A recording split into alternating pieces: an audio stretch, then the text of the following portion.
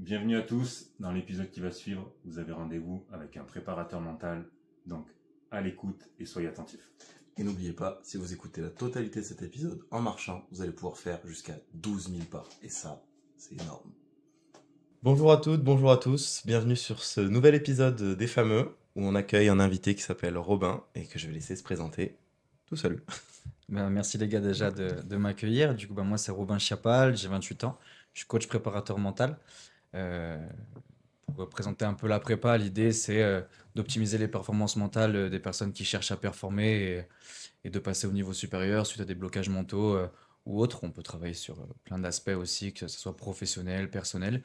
Et on vient aujourd'hui, enfin en tout cas moi comment je travaille aujourd'hui, c'est venir équilibrer la notion de bien-être et de performance et de performer grâce à son bien-être. Ok. Pour faire simple. Performer dans la vie en général. Exactement, oui. Exactement, mais vraiment de chercher aujourd'hui à se détacher un peu de cet aspect de performance et de résultat en se reconnectant à soi et trouver l'équilibre qui nous convient sur qui on est et comment performer en étant aligné avec soi-même. Yes, c'est good. Mais du coup, pour la petite histoire, avec Robin, c'est la première fois qu'on se rencontre. Ouais. Tout à fait. Mais ça fait pas mal de temps qu'on se suit et qu'on échange un petit peu sur les réseaux. Et du coup, moi qui bosse dans le sport, je m'intéresse toujours un petit peu à tout ce qui tourne autour du sport et notamment la prépa mentale, ça en fait partie. Et donc, j'aimais bien ce que tu véhiculais, tu vois, les petits messages que tu as envoyés sur les réseaux et tout. Donc, voilà pourquoi tu es présent aujourd'hui. Donc, Merci. bienvenue à toi. Et du coup, pour rebondir un petit peu là-dessus, c'est quoi le parcours si une personne elle souhaite en savoir plus sur les études? Qu'est-ce qui t'a poussé à partir dans ce domaine-là? Est-ce que tu as testé d'autres choses avant? Ouah, j'ai fait plein de trucs. J'étais pas trop destiné à la base à pas faire trop d'études, je crois. J'aimais pas trop ça. Moi, j'ai fait une licence en STAPS, donc j'ai véhiculé entre tous les parcours possibles. J'ai mis 5 ans pour avoir ma licence. Donc, en gros, j'ai l'équivalent d'un master, mais en bac plus 3. C'est bon, c'est validé. J'ai fait une première L1, deuxième L1, première L2 en entraînement et motricité. Ça me plaisait pas trop d'aspects de performance. Du coup, je suis passé sur un côté qui me ressemblait plus, un côté plus humain avec L2 APA, donc activité physique adaptée et santé. Je pense que du coup, tu connais Ouais, ça je en connais étant plus. Ouais. ergo, que j'ai validé. Tout le monde me disait, tu n'y arriveras pas, c'est trop dur, etc. Tu travailles pas. Et au final, j'ai validé à 12, C'est je crois. fou l'entourage. Incroyable. Donc j'ai validé et je me suis rendu compte que ce qu'on apprenait, c'était trop similaire sur le côté entraînement. Et comme j'ai fait beaucoup d'associatifs au BDE STAPS à Grenoble, je suis reparti sur une L3 management du sport, histoire de valider mon bac, enfin mon bac plus 3, pardon, et de voir où est-ce que ça allait m'amener. Et j'ai découvert la préparation mentale, et enfin en tout cas le coaching professionnel via une série Netflix. Et du coup, après, je me suis dit, c'est ça que je veux faire. Ok, Donc, c'était quoi comme série? c'était même pas une série, c'était Ou un documentaire peut-être? un documentaire de Tony Robbins, I'm Not Your Ok. Guru. Je sais pas s'il est encore disponible, mais en tout cas, moi, j'ai pris une claque en le voyant. Je revenais d'une journée porte ouverte pour être agent de footballeur à Lyon. Et en rentrant, je suis tombé sur ça et j'ai dit, c'est ça que je veux faire, quoi. Ah, ça t'a parlé de fond. Ah ouais, ça m'a L'illumination. fait. Vraiment, comme dans les films où tu as une ampoule qui vient clignoter au-dessus de ta tête de ding, eh ben, ça a vraiment fait ça, quoi. Ça a claqué dans ma tête. Et après, j'ai passé une formation de coach professionnel à Aix-en-Provence en un an, avec tout ce qui est mémoire à rendre, des coachings à faire. Et puis après, par la suite, je me suis formé sur d'autres formations pour avoir un côté un peu plus performance que coaching de vie, développement personnel qui était un peu trop à la mode et un poil trop flou pour moi. Et j'avais besoin de retrouver cet aspect performance. Donc voilà, puis je me forme encore aujourd'hui, notamment avec l'Académie de la haute performance qu'a créé Pierre David. Donc voilà, je suis encore en formation pour apprendre de nouveaux processus et tout. Donc c'est cool. Mais ce qui est drôle, c'est que du coup, ta licence, elle t'a quand même servi pour la suite. Parce que peut-être que Euh, si t'étais pas parti dans ce domaine-là, t'aurais pas, ou tu sais pas trop. J'ai envie de te dire, tout ce que j'ai fait aujourd'hui m'a amené à être là où j'en suis. Est-ce que si j'avais fait un DUT, Tech Deco ou autre sur quoi j'étais parti à la base, Ouais. je serais tombé sur ça? Peut-être, j'en sais rien, mais en tout cas, ce qui est sûr, c'est que tout ce que j'ai fait aujourd'hui m'a servi à être qui je suis là, à l'heure actuelle. Ok, donc pour une personne qui par exemple souhaiterait faire ça, c'est quoi? C'est une formation sur un an?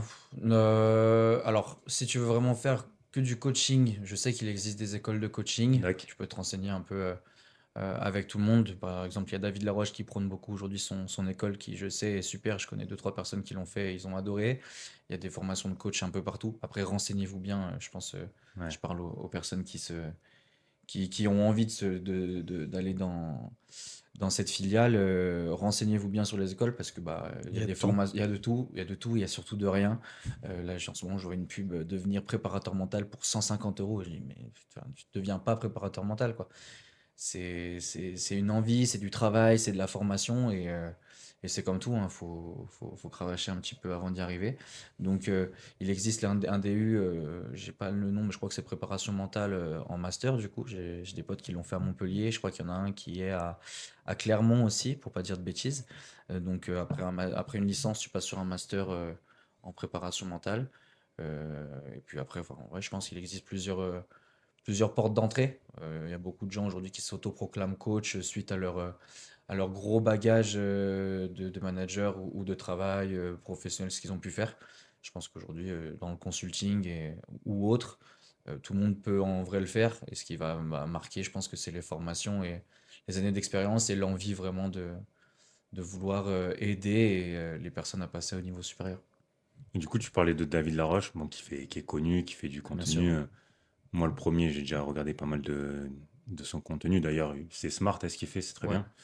Est-ce que toi, si tu avais la possibilité à moyen long terme, ça serait quelque chose qui t'intéresserait d'avoir un petit peu une école ou une communauté ou des gens à former, à accompagner, ou c'est pas forcément quelque chose que tu as en Non, tête? je pense qu'une école, c'est pas trop ce qui me fait vibrer aujourd'hui. Peut-être qu'avoir l'idée d'avoir une communauté et de faire grandir un peu des personnes dans un cercle plutôt proche et qui te ressemblent dans la vision que tu as de la vie, du quotidien, des choses, peut-être un peu plus. Bon, vous avoue que je sais pas trop comment les choses vont arriver. Et juste là, aujourd'hui, je fais les choses qui me font kiffer et on verra. J'aime l'idée de me dire que les choses évoluent naturellement quand tu es connecté à qui tu es et ce que tu veux faire. Totalement. Et du coup, une journée lambda pour toi, c'est quoi? Directement, je me lève. Si je peux, parce que je suis un peu une feignasse de temps en temps, je vais quand même à la salle. J'aime bien le faire le matin, c'est ce qui me met en Ouais, je activité. vois que ça charbonne quand même en ce Ouais, moment. ouais, ouais, j'ai passé beaucoup de temps à ne rien faire. Et il suffit des fois, tu sais, de trois petits mots, de trois petites claques Hmm. que tu. Enfin, alors des claques verbales que tu prends de trois personnes. Parce que j'ai pris beaucoup de poids, j'en ai reperdu beaucoup, j'en ai repris beaucoup. Et je me suis dit, ah, je peux pas rester dans ces conditions-là. J'ai besoin pour moi et aussi pour mes clients montrer que on peut changer quand on a envie de faire bouger les choses, on peut y arriver. Donc là, ça fait 4 mois que je m'y suis remis comme il faut. J'ai perdu 10 kilos.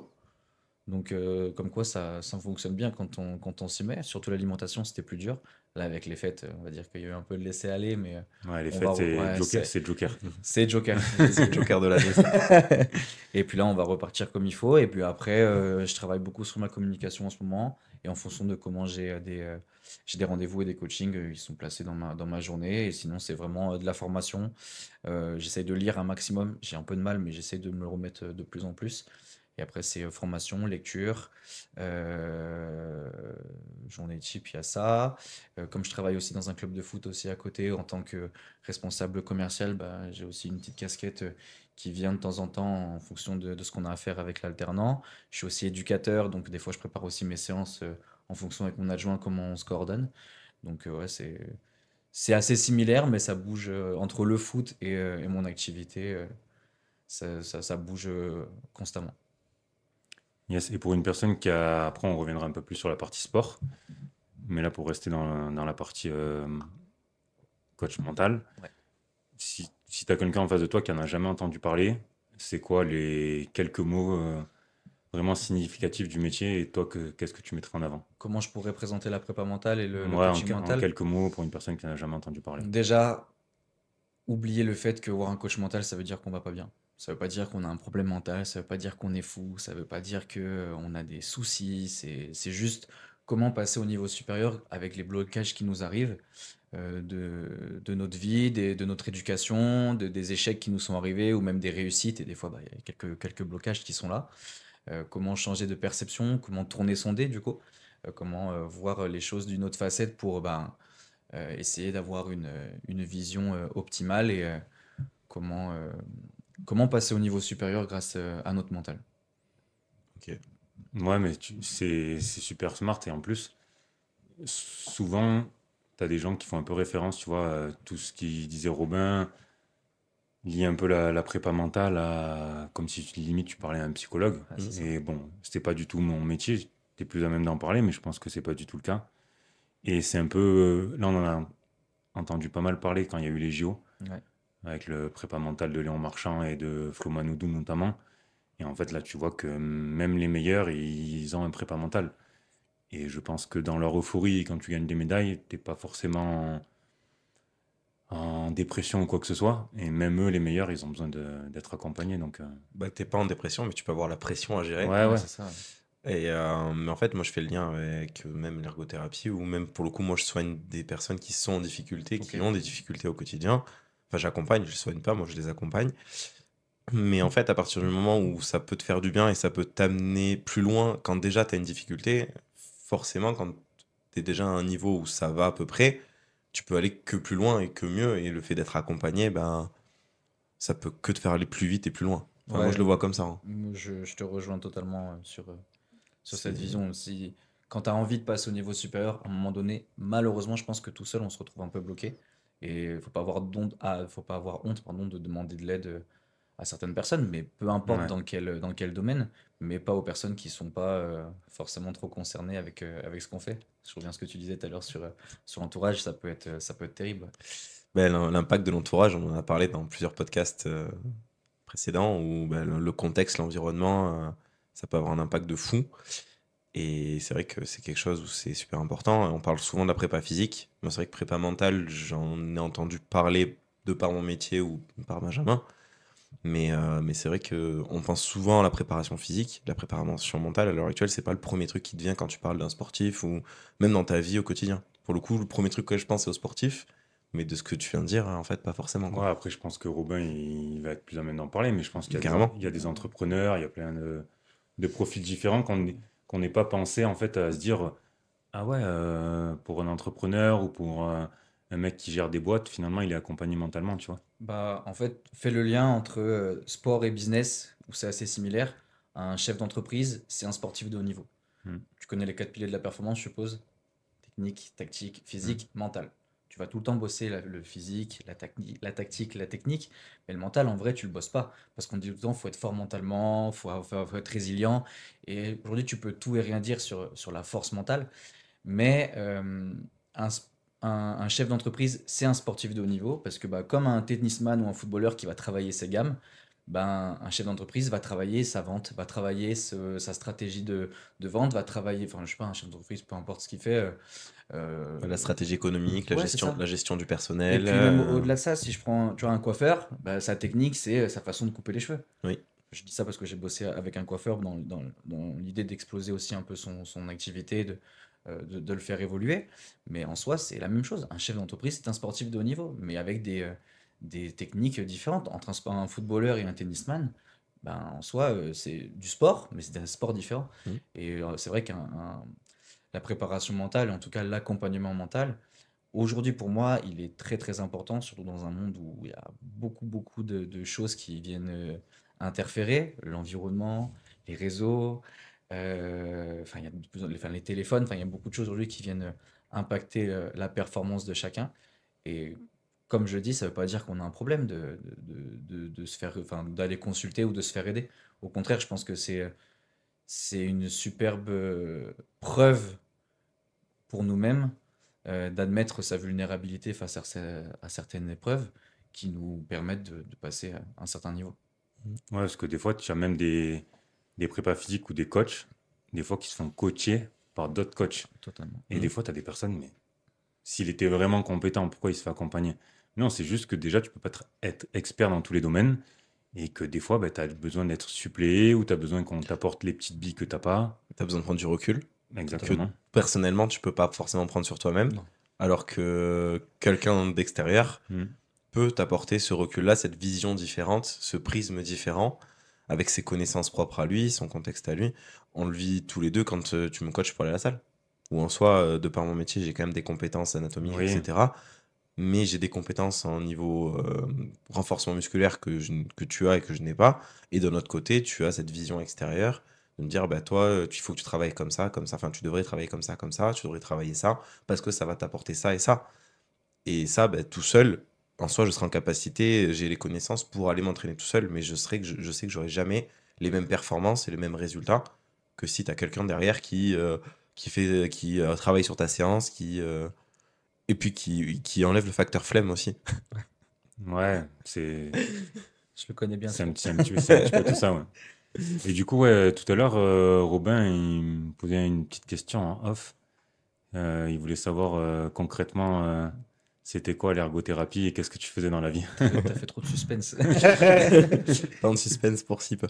En vrai, c'est une question qui revient très souvent. Faut savoir que l'ergothérapie, ça a été élu en 2018 le métier le moins connu de France. Ok.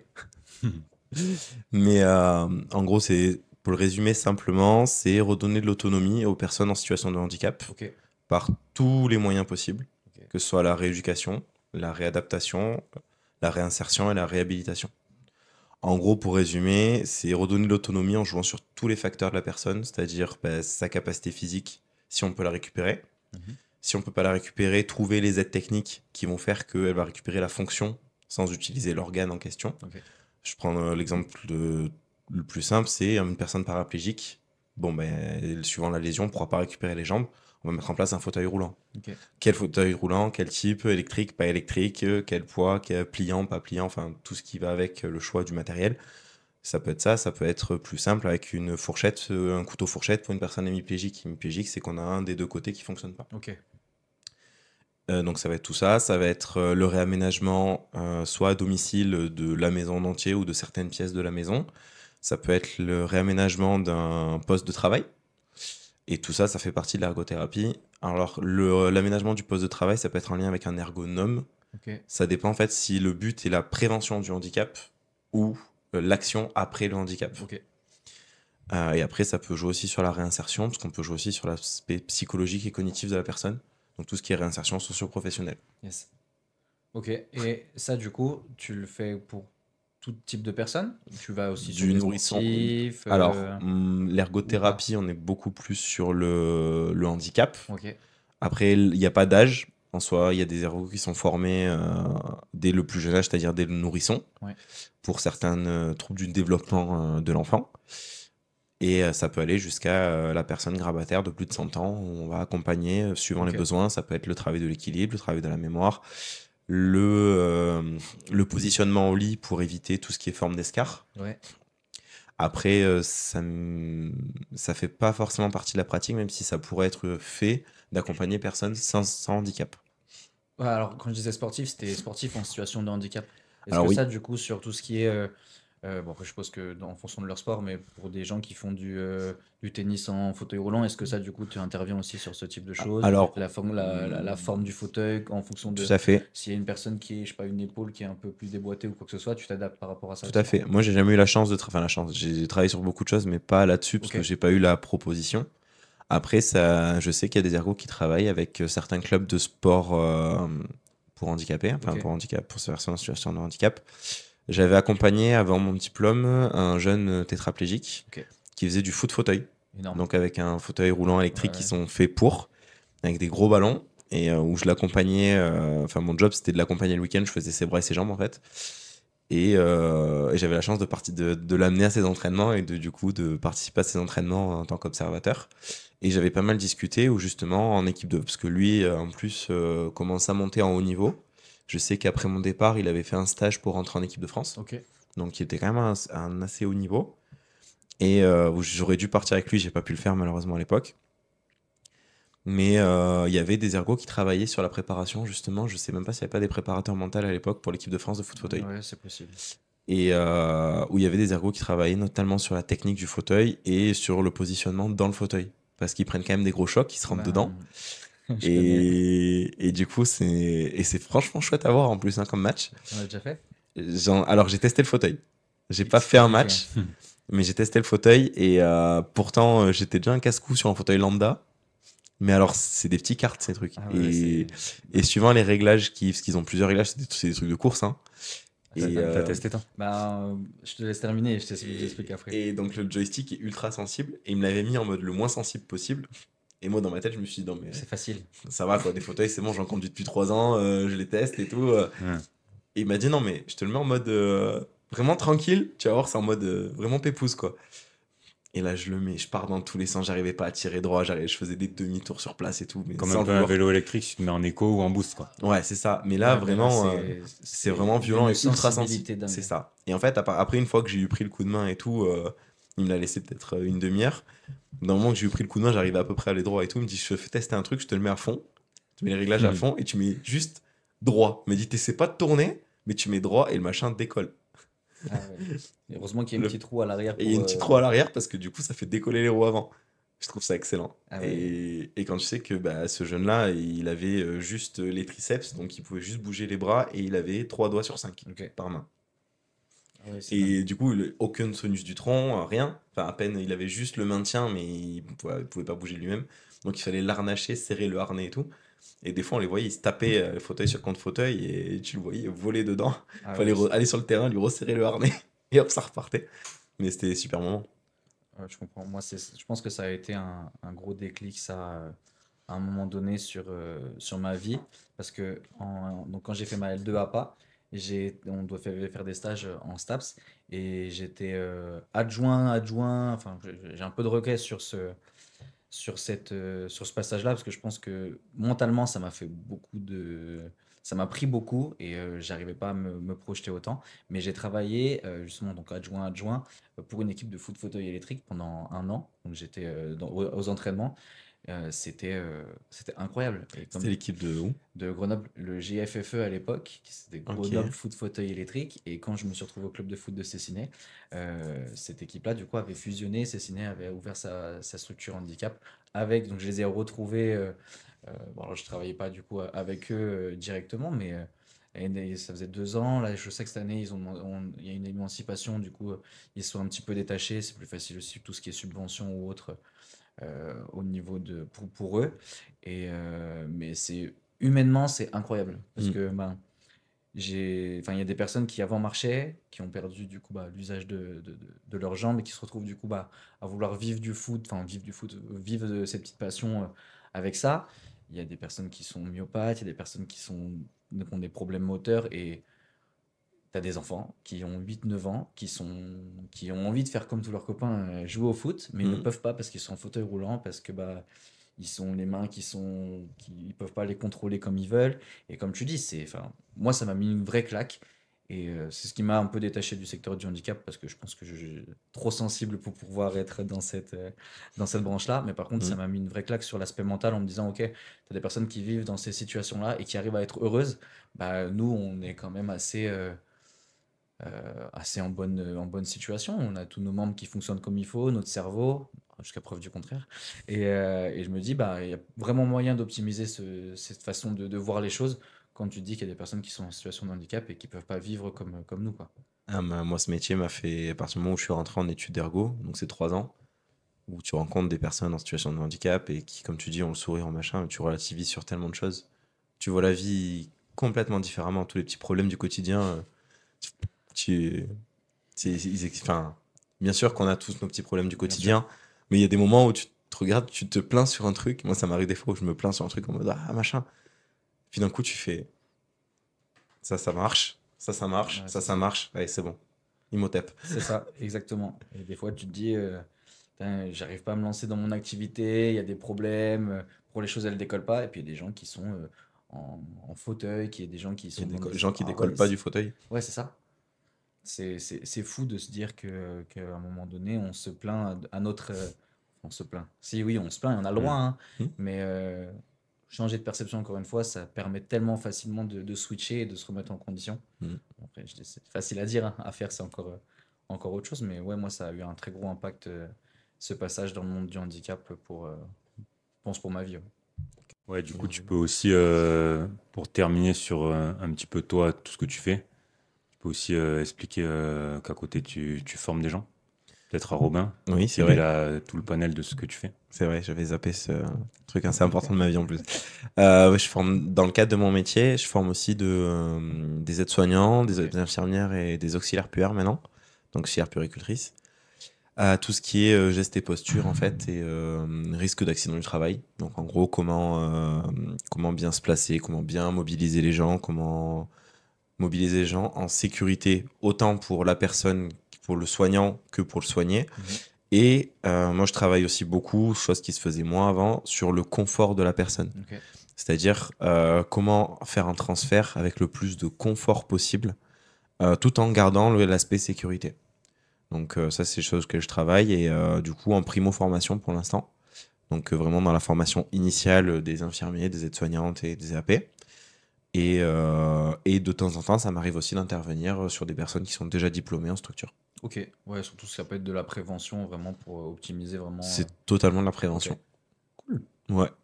Mais apparemment, c'est un bon formateur. J'ai des élèves que je connais qui m'écrivent, qui me disent ah, il est pas trop mal, il est pas trop mal. Tant mieux, c'est bien. Ouais, j'ai des bons retours, j'essaie de m'améliorer d'année après année. Ça fait 5 Ouais, ans que puis je fais ça maintenant. Mais Je sais que ça te plaît bien. En ça général, me quand ça passionne. te plaît et que tu mets ton cœur.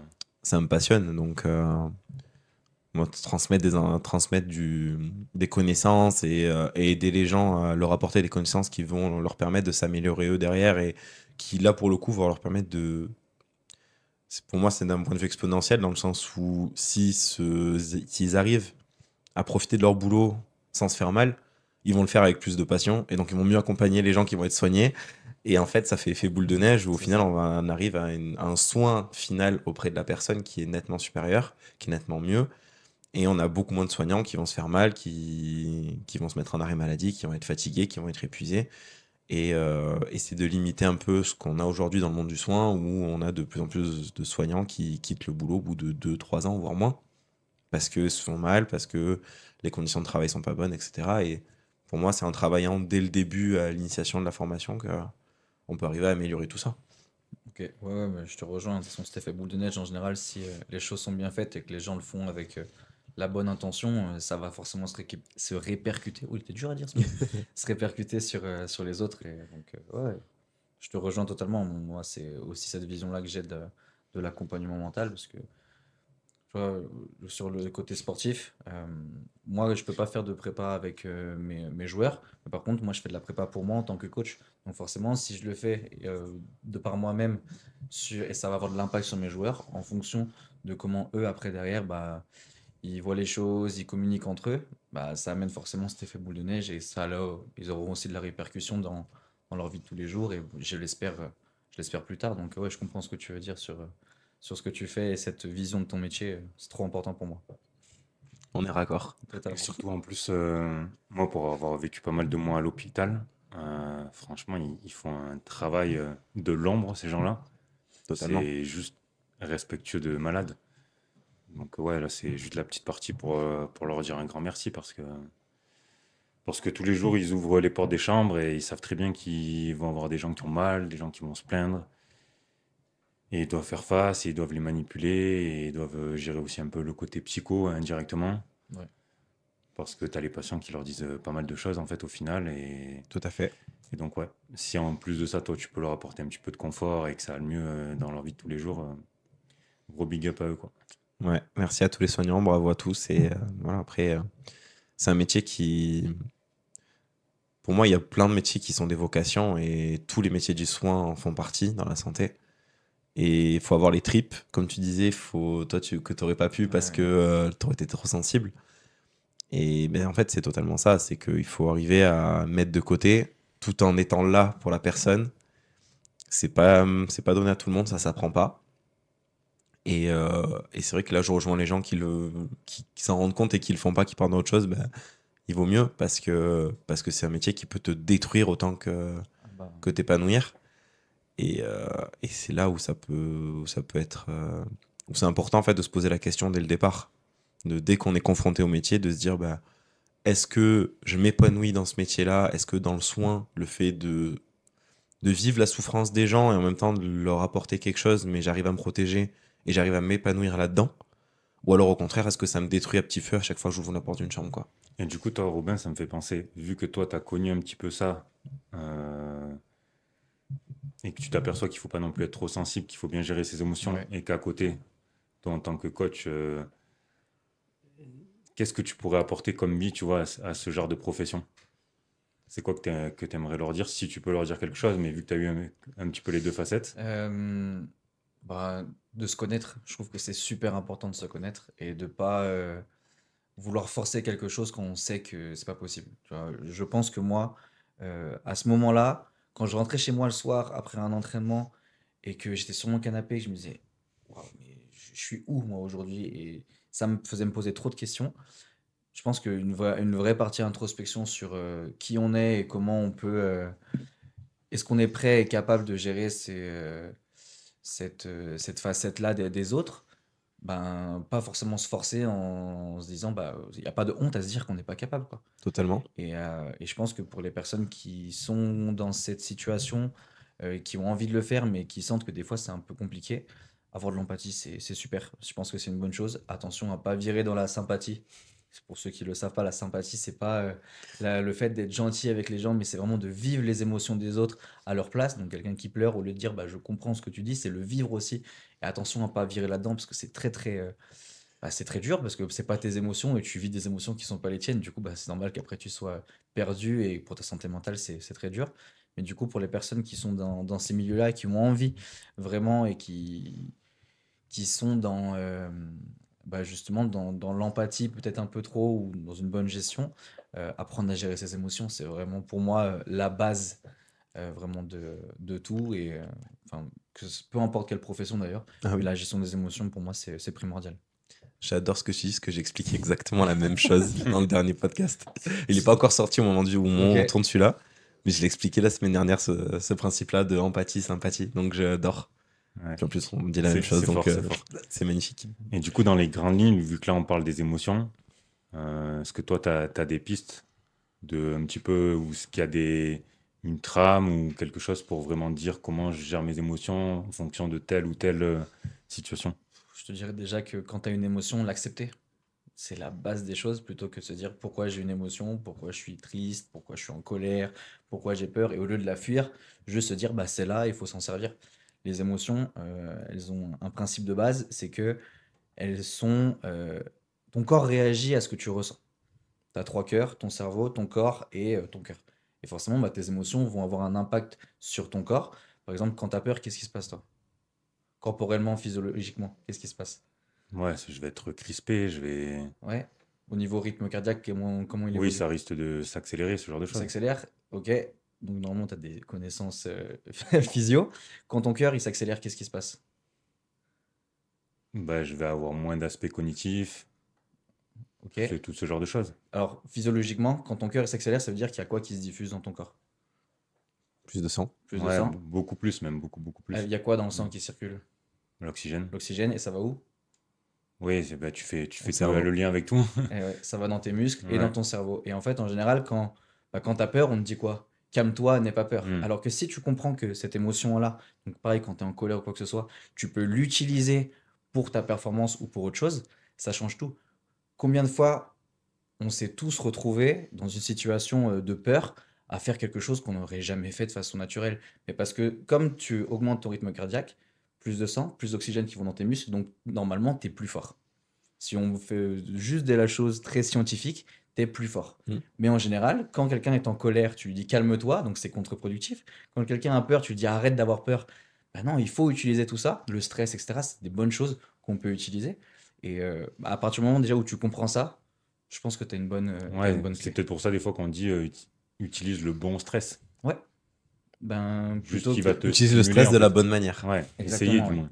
Bah, Ouais. plutôt que de le fuir, le stress, de dire ouais, c'est une bonne chose, mais pourquoi c'est une bonne chose? Quand tu comprends que physiologiquement, le stress t'amène plus de performance corporelle, à partir de ce moment-là, bah, si tu l'utilises comme il faut, tu es forcément plus performant. Totalement. Et après, c'est vraiment comprendre chaque fonction utile de chacune des émotions, de voir, bah, tu vois, tout à l'heure tu parlais d'euphorie. L'euphorie, c'est pas bon. Enfin, c'est pas bon. Ça peut être bon, mais si tu l'utilises mal, ce côté joie, l'euphorie que tout le monde va dire, bah, c'est dans un côté très positif, c'est une émotion positive, tu peux vite te retrouver, pardon du terme, mais dans la merde. Si tu prends l'exemple c'est Alaphilippe, je crois, en cyclisme, qui, il y a quelques années, quelques mètres avant l'arrivée, lève les mains en étant sûr qu'il va gagner, Et se parce qu'il est doubler. dans l'euphorie, mais il se fait doubler. Parce que trop d'euphorie, trop de plaisir à un moment donné qui est mal géré, t'amène à faire des bêtises. Bah, d'ailleurs, l'euphorie, ça fait partie des symptômes de la phase maniaque dans le trouble bipolaire. Ok, c'est-à-dire? Mais c'est-à-dire qu'en fait, c'est considéré comme un trop. Ouais. Dans le trouble bipolaire, la phase maniaque, c'est là où tu es à fond partout, mais tu es tellement dans le trop, dans l'euphorie, dans la joie, que en fait, ça fait partie des symptômes, entre guillemets, de la phase maniaque. Ouais, ça m'étonne pas parce que bah, quand tu es dans l'euphorie, tu omets tes pensées, tu sais plus trop ce qui se passe, tu es juste dans l'instant présent de trop de plaisir. Mais malheureusement, des fois, bah, ça arrive. Ben, quand il y a des gens qui ont malheureusement des fois des accidents de voiture, c'est surtout de l'inattention. Parce que bah, tu es trop dans le plaisir, dans le moment, et tu kiffes, tu as la musique à fond, tu es à fond. Bah, des fois, qu'est-ce qui s'est passé? Bah, en fait, trop d'euphorie, tu perds ta concentration. Mhm. Et ouais, c'est compliqué, mais la gestion des émotions, c'est aujourd'hui, pour moi, la principale des choses à travailler pour chaque humain. Enfin, ouais, vraiment pour chaque humain, quand tu sais gérer tes émotions après, c'est plus facile d'appréhender les événements, les situations qui se présentent à toi. Donc À pour... titre perso, moi, je fais pas mal de méditation. Ouais, Après, peut-être que ça peut ne pas correspondre à tout type de personnes, puis il y a plusieurs types de méditation. bien sûr. Moi, je sais, c'est ce qui m'a le plus aidé pour gérer les émotions. Toi, t'en penses quoi De de la ce qui est... méditation? Ouais, si t'as un avis sur le sujet. C'est propre à chacun. Moi, je sais qu'il y a une période, je faisais beaucoup de respiration abdominale. Je me levais tous les matins. Je pense que j'ai dû faire ça pendant 4 mois. Ça m'a permis d'être vachement plus calme et serein. Et c'est vrai qu'aujourd'hui, pour me voir énervé, je pense qu'il faut y aller. Mais parce que je pense que j'ai beaucoup travaillé cet aspect calme et respiration pour qu'aujourd'hui, ben, peu importe les situations qui arrivent, je sois quand même à 90% serein quand les choses, elles arrivent. Je sais qu'à une époque, parler comme ça, faire un podcast, je me serais panique totale. Alors que là, je sais que même moi, ça m'arrive. Alors, est-ce que c'est de la méditation?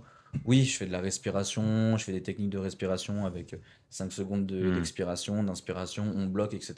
pour gérer le rythme cardiaque et être dans une situation plus calme et aérer le cerveau, l'oxygéner.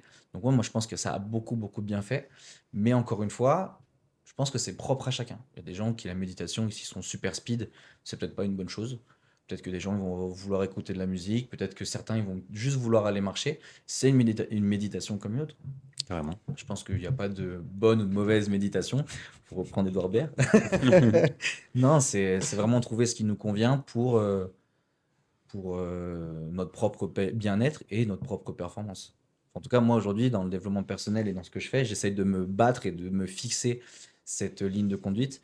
Pas de dire à chacune des personnes que j'accompagne, fais ci, fais ça, fais ci, fais ça, mais comment toi aujourd'hui, bah, Benji, quelles sont les choses que tu dois travailler? Est-ce que la méditation c'est bien pour toi? Bah oui, ok. Si c'est pas bon pour toi, qu'est-ce qui te semblerait plus juste? Bah d'aller faire du sport le matin en me réveillant. Bon bah nickel. Juste trouver les choses qui nous conviennent. Et c'est ça qui est un peu compliqué aujourd'hui quand tout le monde te dit comment tu dois vivre ta vie. Je pense qu'il n'y a qu'une seule façon de vivre sa vie, c'est comment on veut la vivre. En étant Hmm. respectueux et bienveillant avec les autres. Ça pour moi c'est juste primordial. Bien Mais, sûr. mais Mais voilà. en même temps, faut essayer. Faut essayer les choses. Ouais, Ça marche pas, tant pis. Puis il faut pas se totalement. résigner en disant bah, Benji fait de la méditation, bon, moi j'en fais aussi. Marcher, bon, on fait que prôner Bah oui, les Sinon, on dit de ne fameux. pas aller marcher, c'est qu'on s'est trompé de concept. Mais après, oui, il y a des gens qui simplement écouter de la musique, faire le ménage. Je connais plein de gens qui me disent je me défoule en faisant le C'est vrai, ménage il y et en a beaucoup. Hein. J'ai fait le ménage, ça m'a apaisé. ça m'a apaisé. Parce que j'ai fait le vide dans mon esprit. Hmm. J'ai nettoyé Exactement. mes carreaux, j'ai nettoyé mon Ouais. cerveau. Tout à l'heure, on parlait d'environnement. Quand tu fais le ménage chez toi, c'est comme si tu faisais un peu le ménage dans ta tête. Tu as besoin d'être dans un bon environnement. Et quand ton chez-soi, en général, est bien, tu te sens bien. Tout à fait. Et tu fais. Et je sais pas qui c'est qui me disait ça. Je crois que je l'ai vu dans une vidéo peut-être. Quelqu'un qui disait, tu veux savoir si tu es bien en place, tu regardes le bureau de quelqu'un. Moi, il est en bordel en ce moment, mais c'est normal. Avec les fêtes et tout, j'ai tout laissé un peu. Là, je sais que je suis en train de réguler tout ce qu'il faut. Mais quand tu vois le bureau de quelqu'un qui est en ordre, tu dis, ah, bah, il est organisé. Et forcément, si tu es organisé professionnellement, bah, déjà mentalement aussi, ça aide vachement à te sentir bien. Parce que tu as moins de préoccupations Mhm. extérieures. Donc, ouais, ça ne m'étonne pas que les gens qui disent on fait du ménage se sentent mieux. C'est normal. Enfin, moi, je trouve que c'est normal. Yes. Du coup, toi, s'il y avait un type de profil spécifique que tu souhaiterais accompagner, parce que j'avais vu que tu mettais plus en avant, par exemple, d'accompagner les personnes ambitieuses, si je dis pas de Ouais. bêtises. Donc c'est un petit peu ou tu t'adresses quand même à tout type de personnes? Alors, je m'adresse à tout type de personnes, mais je mets entre guillemets la pression à personne. C'est-à-dire que je dis pas que quelqu'un n'est pas ambitieux et on a Bien tous sûr. une ambition à un certain niveau. Euh, je voulais juste pas en fait rester dans un truc un peu démographique où quand tu travailles aujourd'hui dans ton aspect business, on te dit bah c'est quoi un homme, une femme, quelle couleur de cheveux, qu'est-ce qu'il lit, qu'est-ce qu'il fait, ses occupations.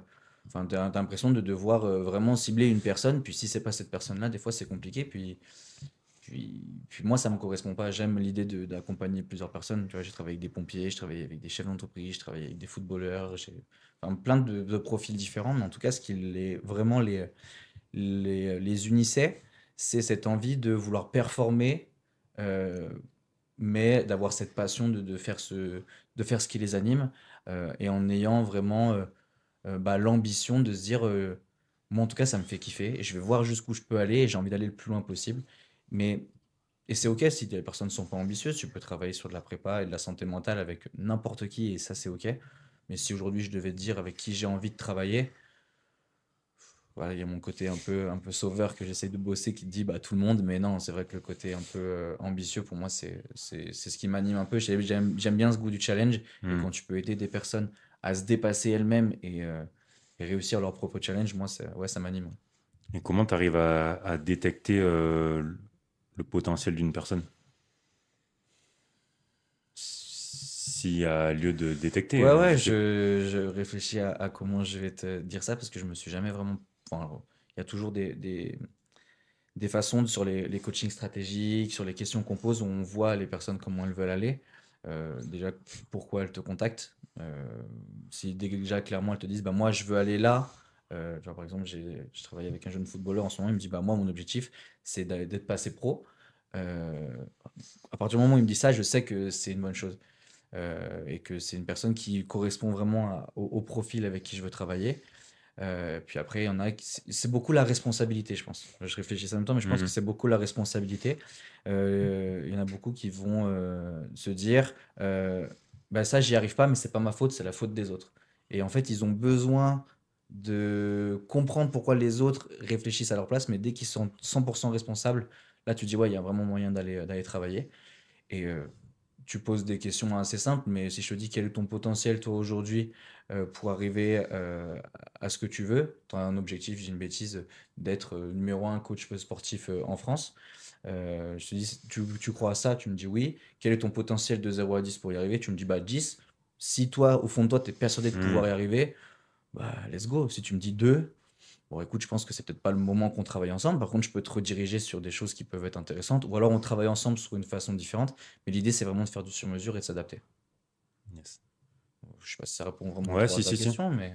Et du coup, par exemple, pour reprendre l'exemple d'un footballeur, Mhm. tu parlais de responsabilité, je trouve ça super intéressant.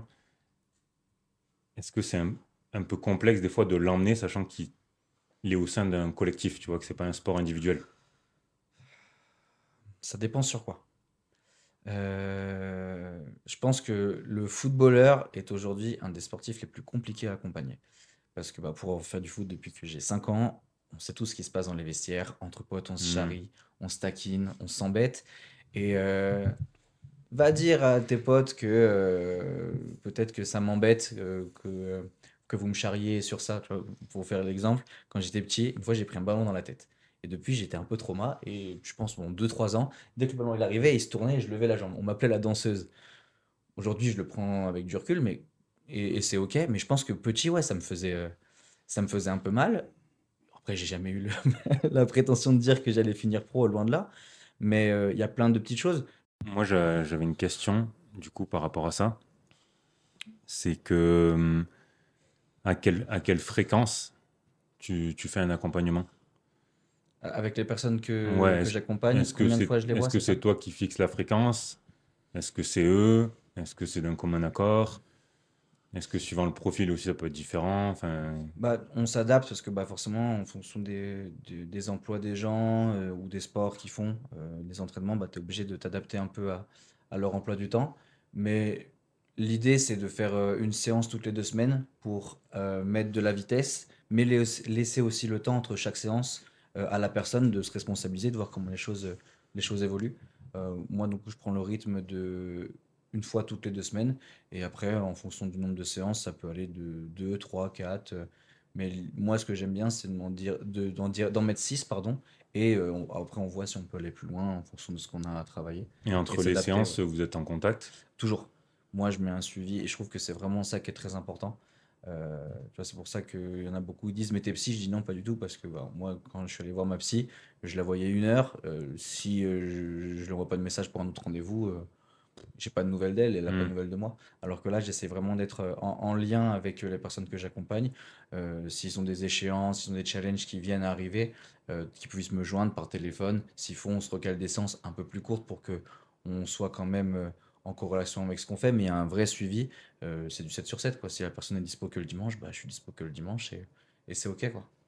Oui, donc par exemple, pour reprendre l'exemple d'un footballeur ou autre, oui, tu fais 2 séances par mois, mais s'il a besoin avant un match, de te poser une question ou de faire un appel Totalement. rapido, ça peut se mettre en place, quoi. Totalement. L'idée, moi, ce que j'essaye d'amener sur l'accompagnement mental, c'est vraiment du sur-mesure. Et je pense que beaucoup le font et peu en parlent. Mais en vrai, l'accompagnement, c'est un travail humain. Et si on perd ce côté où vraiment on est proche de la personne, où on accompagne, ben, on est presque plus que des pompes à fric. Et enfin, du coup, moi, j'ai l'impression que ça perdrait tout le sens que j'ai envie de donner à ce métier et à ce que j'ai envie de faire. C'est super intéressant. Mais juste sur l'aspect pompe Afrique, justement, je me posais la question, Ouais. combien ça coûte un accompagnement en coaching, en prépa mentale? C'est large. J'ai beaucoup eu ce débat avec beaucoup d'amis. Au début, quand tu te lances, tu commences à 60 euros la séance, puis tu te rends compte que se faire séance par séance, ça n'a pas forcément d'impact. Quand tu te renseignes avec ce que font les autres personnes, bah, tu vois qu'ils sont à 10 000 euros. Tu te dis, putain, 10 000 quand même. Tu te dis, ok, mais moi, je n'ai pas la prétention d'aller si loin. Ça peut être vraiment très large. Pour pas citer de nom, je connais des personnes qui aujourd'hui font des accompagnements de une séance, 6 000 balles. Mais parce que aussi leur expérience les a amenés, mais ils ont tellement de valeur à ajouter, une valeur à apporter à ce qu'ils font, que la transformation que tu vis avec des séances, les 6 000 balles peuvent largement les valoir quand tu vois l'évolution de chacun. Alors c'est vrai que le dire comme ça et aux gens qui vont les écouter, enfin écouter ce que je dis, ils vont dire mais il est complètement con lui. Mais je vous promets qu'une transformation d'une personne qui a envie qui a envie de le vivre et de se dépasser, 6 000 euros c'est rien du tout. C'est quand tu reportes un peu plus loin, tu dis mais 6 000 euros pour ta vie c'est quoi? Ou combien ça Pas- peut te rapporter derrière si Et c'est dans le combien ça peut te business? rapporter? Où Oui, ça oui, en est, non. quoi. C'est vraiment la valeur perçue de tout ça. Quand on voit des personnes aujourd'hui qui achètent des chaussures 1 500 balles, moi je trouve ça dément, mais si eux ils y voient la valeur perçue derrière et que c'est OK pour eux, Oui, pas de c'est pas combien souci. ça coûte, c'est combien ça rapporte. C'est ça. Qu'est-ce que C'est ça quelle est la t'apporte? valeur que tu mets à ça derrière. Hmm. Donc ça peut être vraiment très large. Il y aura enfin, il y a vraiment plein de coachs qui travaillent différemment à la séance, sur des programmes. Quels sont les types des programmes qu'ils mettent derrière? Est-ce que c'est que des séances en visio? Est-ce que tu as des séances terrain? Est-ce que tu viens aussi, par exemple, si je reprends le foot, est-ce que tu viens voir les personnes qui vont jouer derrière? Forcément, en fonction de si je travaille avec une personne qui habite à Brest, bah, peut-être que dans l'accompagnement, je vais lui facturer aussi l'avion et autres. Donc il y a tout qui bouge. Mais ouais, ouais, il y a vraiment des fourchettes financières qui peuvent varier du très peu cher à du très très très haut de gamme. Mais tout dépend, je pense, encore une fois, de la valeur que la personne y met derrière et où elle en est aussi elle-même, quoi. Je sais pas si ça Si, te si, du convient, coup, Ouais, mais non, c'est un non, marché assez libre. C'est toi qui fixes tes prix. totalement, ouais. Mais là où, alors, c'est assez libre, mais je pense qu'il faut avoir une gamme de prix un peu élevée parce que psychologiquement, moi aujourd'hui, l'argent, je le vois comme une énergie. Si tu mets pas de valeur, si ça t'apporte pas de valeur, que tu mets pas de valeur sur Hmm. ce que tu fais, si je te facture un coaching aujourd'hui 50 euros, tu vas me dire 50 euros aujourd'hui, que je les gagne, enfin que je les garde ou que je les perde, ça m'impactera pas. Donc forcément, plus tu vas mettre de l'argent, entre guillemets, plus tu vas mettre de l'énergie dans l'accompagnement et dans ce que tu veux faire, plus tu vas mettre d'investissement aussi, les résultats seront plus onéreux. Oui, parce que tu vas dire, putain, j'ai investi 200, Exactement, ouais. 300, 400, 1000 balles C'est ça. Hmm. sur ce mec-là pour qu'il m'accompagne, c'est pas pour le jeter par la fenêtre, quoi. Exactement. Si tu gagnes un téléphone de 50 balles, tu vas le jeter un peu partout, tu te dis, je m'en fous, si tu payes un téléphone 1500 balles, tu vas faire un peu plus attention à comment tu le poses sur la table. Donc, et psychologiquement, sur des travails d'aspects mentaux, c'est exactement la même chose. Plus tu mets de la valeur, plus tu mets, entre guillemets, de l'argent je parlais d'énergie, plus tu mets de l'énergie dans, dans ce que tu veux faire, mieux les résultats seront. Ça, c'est une certitude.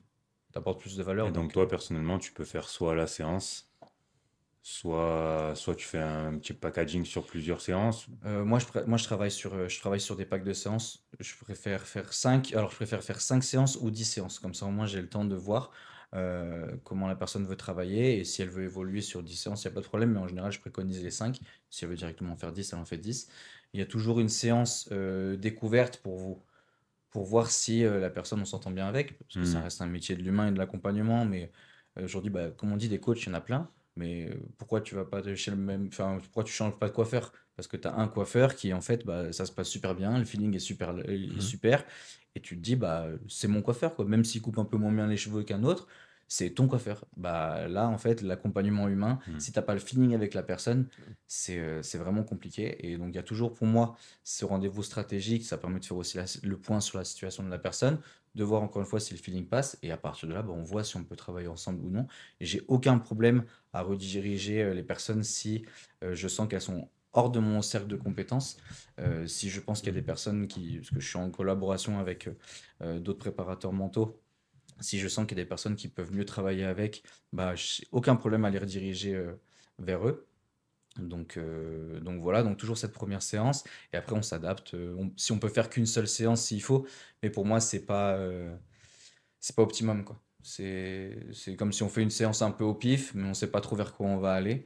Alors qu'il faut au moins en avoir, je pense, 3 pour avoir un petit suivi et se dire que on est parti de là, où est-ce qu'on va arriver. Si on en fait une un peu au pif, je trouve que ça n'a pas vraiment de sens. Et pour rebondir, c'est Aurélien Tchouameni, tu sais, qui disait dans une interview que ça lui servait énormément et que ça se démocratisait d'autant plus en ce moment dans les sports co, et que lui, il avait besoin de faire le point avant chaque match avec son prépa mental. Et je trouvais ça fort parce que suivant les adversaires qu'il avait, il ne se posait pas les mêmes questions. Suivant s'il jouait à domicile ou à l'extérieur, s'il connaissait le terrain ou pas, il se posait d'autres questions. S'il voyageait en avion, pas en avion. Enfin, il y avait plein de choses qui rentraient en compte, l'hôtel, etc. Et en fait, lui, ça lui servait énormément. Et bon, ça porte ses fruits, hein. Il joue au Real de Madrid et tout va bien pour lui. Et je trouve que c'est bien qu'il y ait des personnes aussi qui, on va dire, populaires qui en parlent. Et du coup, ça fait émerger la prépa mentale aussi. C'est sûr, puis ça se démocratise, ça montre, comme je dis, que la préparation mentale, ça veut pas dire qu'on a un problème, qu'on est fou, qu'on a un problème psychologique. Parce qu'aujourd'hui, beaucoup font trop l'amalgame de dire je vois un préparateur mental, je suis malade. T'es pas malade, tu as envie d'être meilleur. Et c'est encore plus noble de se dire quand les gens qui vont à la salle de sport, ouais, je vais à la salle de sport parce que j'ai envie d'être plus musclé, d'être plus en forme. Ça veut pas de moi quelqu'un qui est mauvais ou qui a pas de valeur. Au contraire, justement, je me rends compte de mes difficultés. Là, j'ai envie de passer à un niveau supérieur. Et mentalement, c'est exactement la même chose. Donc c'est bien que des professionnels comme Aurélien Tchouameni, et si on prend dans d'autres sports, Léon Marchand, Nadal, Federer, en parlent, parce que c'est vraiment très très important. Et je pense qu'aujourd'hui, c'est 80% de la performance des sportifs de haut niveau, c'est un aspect mental. Parce qu'aujourd'hui, tu prends un footballeur, ils savent tous faire une passe, ils savent tous faire un contrôle. La seule chose qui change, c'est le contexte, l'environnement, tes coéquipiers, qui t'a fait la passe, qui tu joues en face de toi, la semaine d'entraînement que tu as eue, est-ce qu'elle a été bonne? Est-ce que le match d'avant, tu n'as pas eu un contrôle ou une frappe au même endroit? Est-ce que tu as réussi? Est-ce que tu as raté? Et ta perception de tout ça va changer tout ce que tu fais. Alors que tu les mets en situation d'entraînement sans stress, il y en a des fois, ils se retrouvent à faire des trucs incroyables, mais en match, avec la pression, c'est plus compliqué. Mais ils ont peur de l'admettre parce que ça fait quelqu'un de nous de faible de dire que mentalement on a des problèmes ou qu'on a peur, alors qu'en fait c'est naturel. Puis c'est souvent quand ça va pas très bien que tu as le phénomène de blessure qui arrive aussi. Moi Donc ça peut éviter. Enfin, moi je le vois sur des personnes que je suis ou même à titre perso, hein, quand tu te blesses, c'est que le système nerveux, voilà, pour la faire courte, c'est que le système nerveux il est out. Et donc il faut faire une reset. Et si tu peux éviter avec un prépa mental ou d'autres facteurs que tu en arrives avec ton système nerveux, il t'envoie des mauvais échos et que tu en arrives à la Mm. blessure, bon, le facteur zéro, ça n'existe pas, mais tu peux limiter la casse, quoi. Ouais. Bon, je sais pas où vous en êtes par rapport à ça, vous, sur ce que vous pensez, mais moi, je suis un fervent défenseur de les blessures corporelles viennent en général du mental, hein. Totalement. Bah, Je sais que pour beaucoup, c'est compliqué de dire ouais, j'ai peut-être un problème de confiance en moi ou autre, et parce que je me suis blessé sur ça. Ben, en réalité, alors si je peux vous conseiller un livre, peut-être que tu connais, Les blessures du corps et de l'âme, je crois, de Jacques Martel. Il Ouais. est, dedans, on trouve vraiment beaucoup de choses, pourquoi on a une tendinite, pourquoi on a Mm. ci, pourquoi on a ça. Mhm.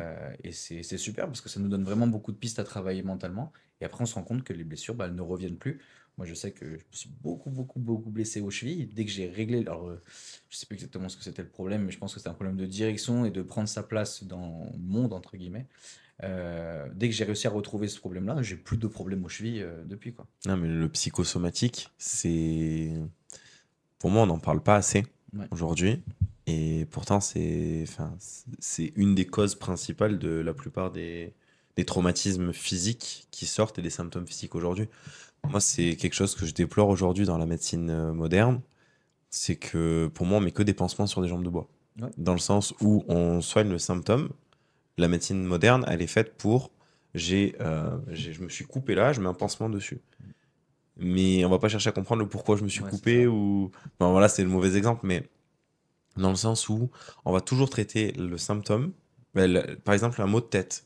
On va prendre un Doliprane pour traiter le mot de tête, mais on va pas chercher à comprendre pourquoi il y a eu le mot de tête avant. Mm. Est-ce que c'est une déshydratation? Est-ce que c'est un problème de tension artérielle? Est-ce que c'est un problème de migraine ophtalmique? Est-ce que il y a plein de causes qui peuvent subvenir à ça, mais à chaque fois, ah bah tiens, prends un Doliprane et ça va passer. Et puis les gens, ils ont des maux de tête à répétition et puis on cherche pas à comprendre pourquoi. Et on revient dans le psychosomatique, on cherche pas le psychosomatique et justement ça te mène à chercher Mm. la cause pour régler le problème. Et je trouve que c'est super intéressant comme vision des choses. D'ailleurs, moi, c'est quelque chose que j'essaie d'appliquer aussi dans l'ergothérapie quand je peux, c'est d'essayer de comprendre pourquoi la personne n'arrive plus à faire ça et pas forcément de régler le problème directement. Mm. C'est d'abord on essaie de régler la cause. Si la cause est réglable, on règle la cause. Et bon, si elle n'est pas réglable, on règle le problème. Mais d'essayer de travailler dans cette direction-là plutôt que dans l'autre, quoi. Bah, Et je pense que surtout d'un point de vue sportif, le surentraînement, c'est pas bon parce que bah, tu négliges ta fatigue et ton repos. Et en fait, bah, quand tu reposes ton cerveau, tu reposes tes organes, tu reposes tes muscles.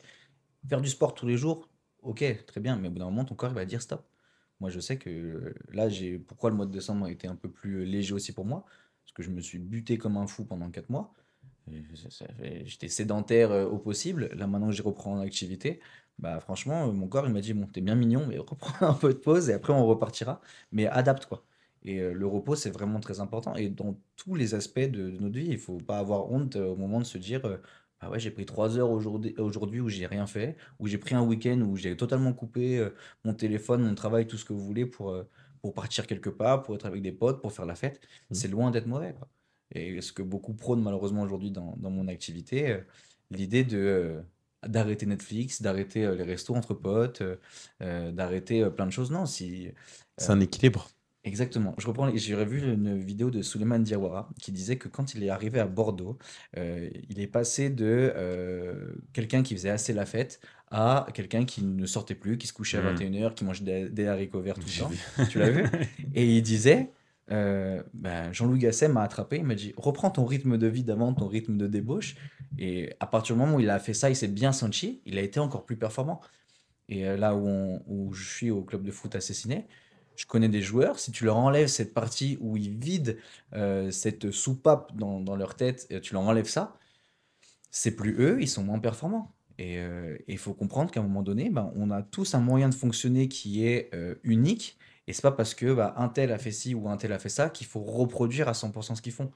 Mais retrouver nous-mêmes euh, notre mode de fonctionnement, notre mode d'emploi pour être bien et du coup, bah, par conséquent, être performant. Mais c'est trop important, enfin, pour moi, de réussir à déconnecter et juste de s'écouter et de pas tout le temps être à 100% parce que bah, c'est impossible. C'est clair. Bah, De je toute pense que façon. toi, tu dois le voir aussi d'un point de vue, d'un Ouais, point de vue sport, hein. puis avec l'expérience, tu vois, moi, ces derniers temps, souvent, on me demande combien de fois tu t'entraînes, comme si moi, ce que je faisais, fallait le faire. Non, Mm. déjà, c'est propre à chacun. Puis, suivant ton métier, s'il est plus ou moins physique, enfin, il y a un tas de facteurs qui rentrent en compte. Et moi, j'en parlais dans plusieurs épisodes, c'est que je m'entraîne que 4 fois, et 4 fois, c'est déjà très bien, et mon volume, il est réparti sur 4 séances, et ça me correspond à moi. Mais c'est pas pour autant que toi, tu dois faire la même chose. Moi, c'est parce que en faisant 4 séances, mon volume, il est bien réparti. Et c'est comme ça que derrière, je récupère le mieux possible pour, par contre, être constant tout au long de l'année. Mm. Mais si tu fais du tout ou rien, tu passes de sédentaire à et je vais reprendre et je vais y aller 6 fois par semaine à la salle, pour prendre un exemple, bon, ça va pas le faire, quoi. Ouais, je confirme. Ça va pas le faire. Et tu vois, si là on parle que de sport, mais j'ai travaillé avec quelqu'un qui venait de créer son entreprise.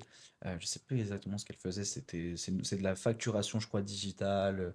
Enfin, j'ai plus exactement le terme, mais elle venait de créer son entreprise. Elle bossait avec un prestataire et elle me disait, je fais du 50 heures par semaine. Je lui dis pourquoi? Elle me dit bah, parce que j'ai beaucoup trop de travail et je veux avoir le temps de tout faire. Je dis ok. Et je lui dis c'est quoi le problème aujourd'hui? Elle me dit bah en fait j'ai pas le temps pour moi. Je vais plus à la salle de sport. Je vois plus mes amis. Je me repose pas. Je me lève le matin à 6 heures, enfin, je me retrouve à travailler de 8 heures, je finis soit 19 heures, soit des fois à 21 heures.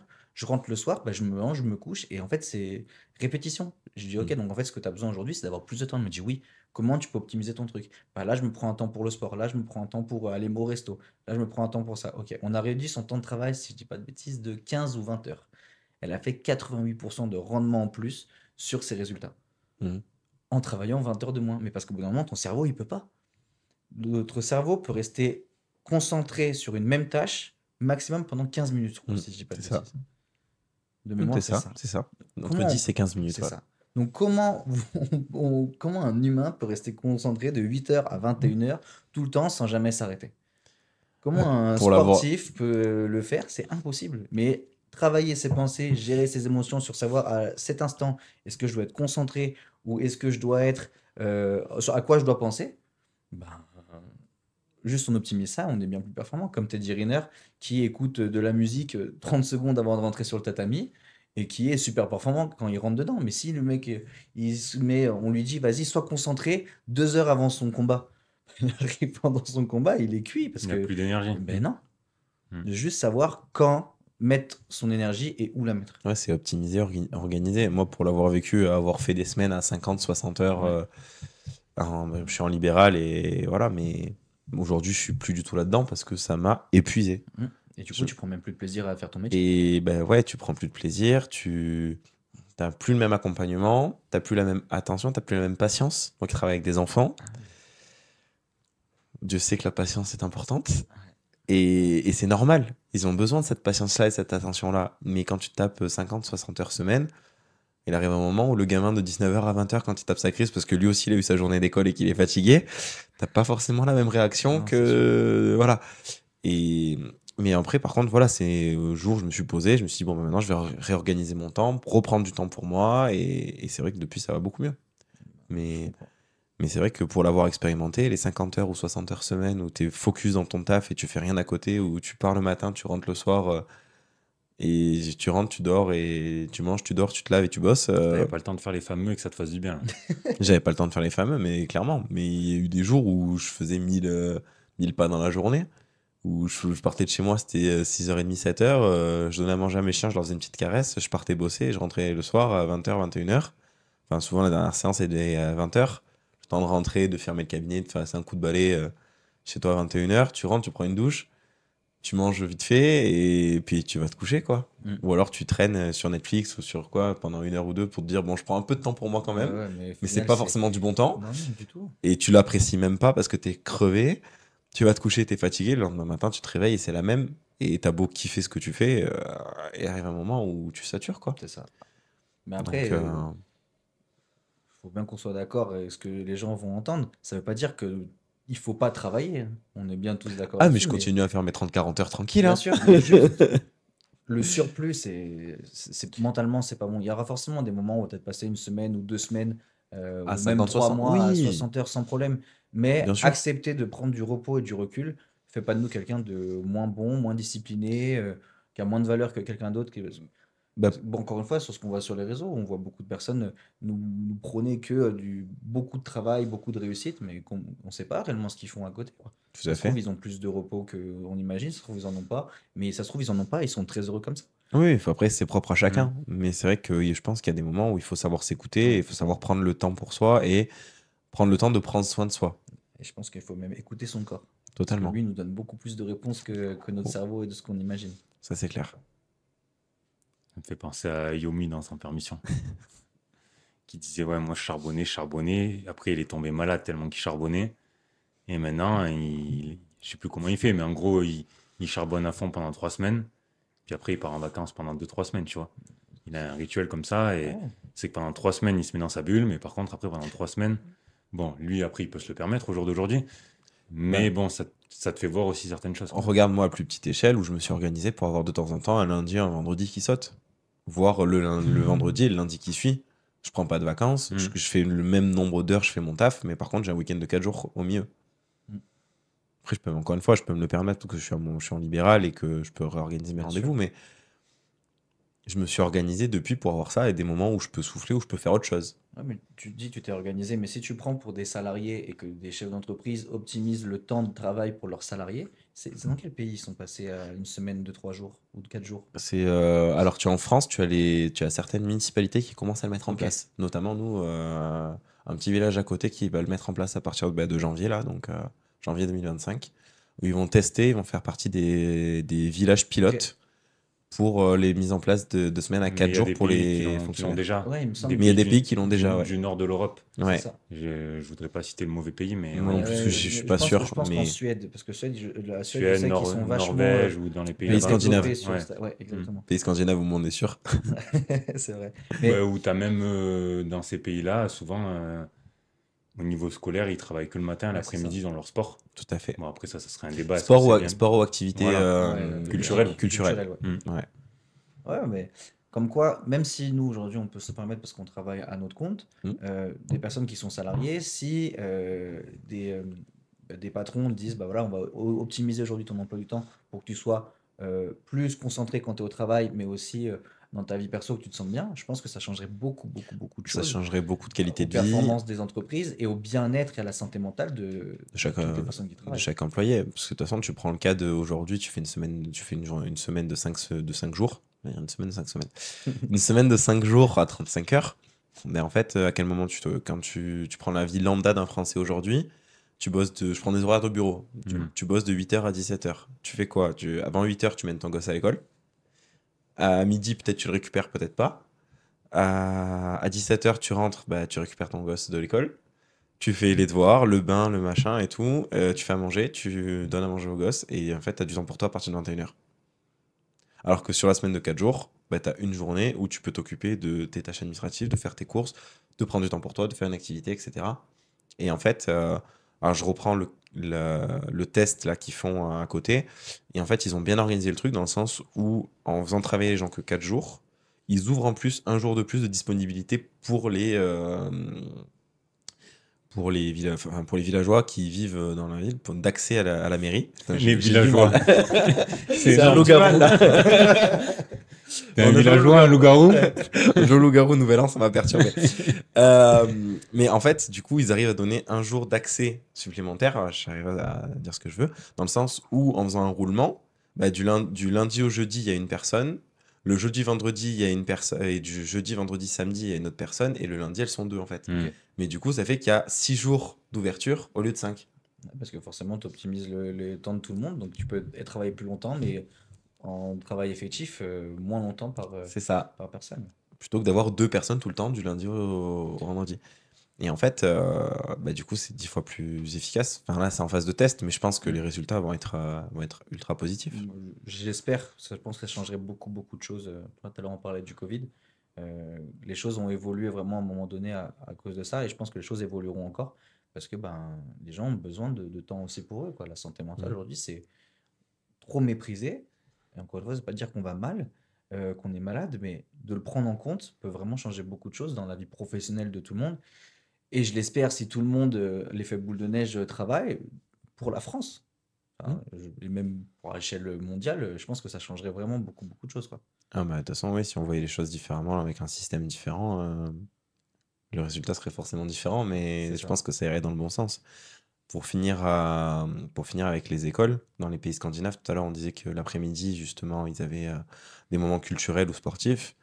Nous, en France, et ça fait plusieurs années qu'on nous le dit, en France, on a les enfants qui vont le plus longtemps à l'école en termes d'heures, et on fait partie des plus mauvais résultats de l'Europe, quoi. Mm. Et c'est une réalité où, je veux dire, on a des enfants qui vont de plus en plus à l'école et qui ont plus de journées chargées en termes d'heures assis à un bureau à écouter un prof parler. Et derrière, on a des résultats qui baissent d'année en année. À un moment donné, peut-être aussi réfléchir le concept différemment et arrêter de saturer le cerveau des gamins et peut-être leur apporter des connaissances différentes et de manière différente, du moins, et peut-être plus ludique, quoi.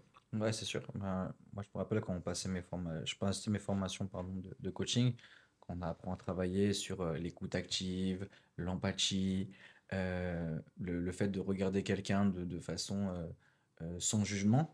Mm. Ça, si tu apprends ça à des enfants dès le début, à comment bien se comporter en société, rien que pour eux et pour leur propre vie vraiment très, très personnelle, ça changerait énormément de choses. Et après, c'est sûr que bah, ce serait exponentiel, mais peut-être avoir parce que, comme on disait, les pays scandinaves le font, avoir une façon d'enseigner différente et des choses différentes, c'est sûr que ça aurait un impact différent sur, bah, encore une fois, mais il y aurait beaucoup de choses qui seraient plus belles, à mon avis, si on prenait en compte la santé mentale des gens et notamment des enfants aujourd'hui. Ouais. C'est clair. Robin, est-ce que tu peux nous parler un petit peu de la discipline et de la régularité nécessaires au sein d'un travail sur la prépa mentale?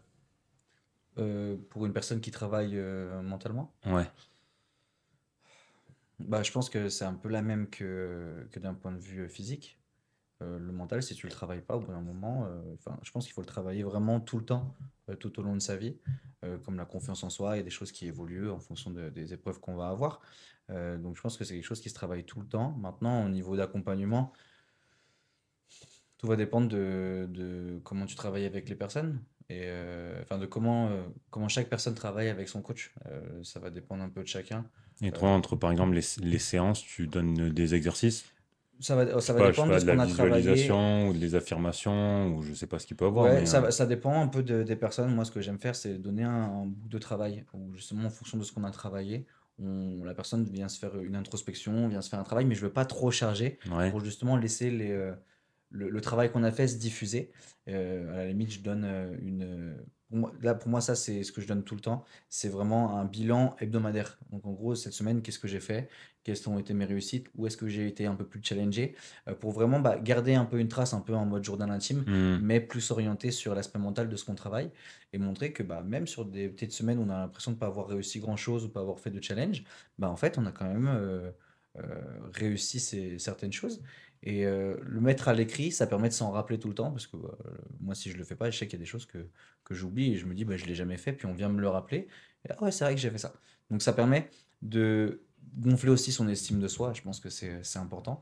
Et après, la régularité, ben, c'est comme tout, c'est comment tu viens nourrir ton cerveau, comment comment tu viens nourrir ton corps, comment tu viens nourrir tout ce qui se passe comment tu viens nourrir la machine, j'en parlais de voiture, Mm. quelle est l'essence que tu vas mettre à l'intérieur pour que le moteur il tombe pas quoi.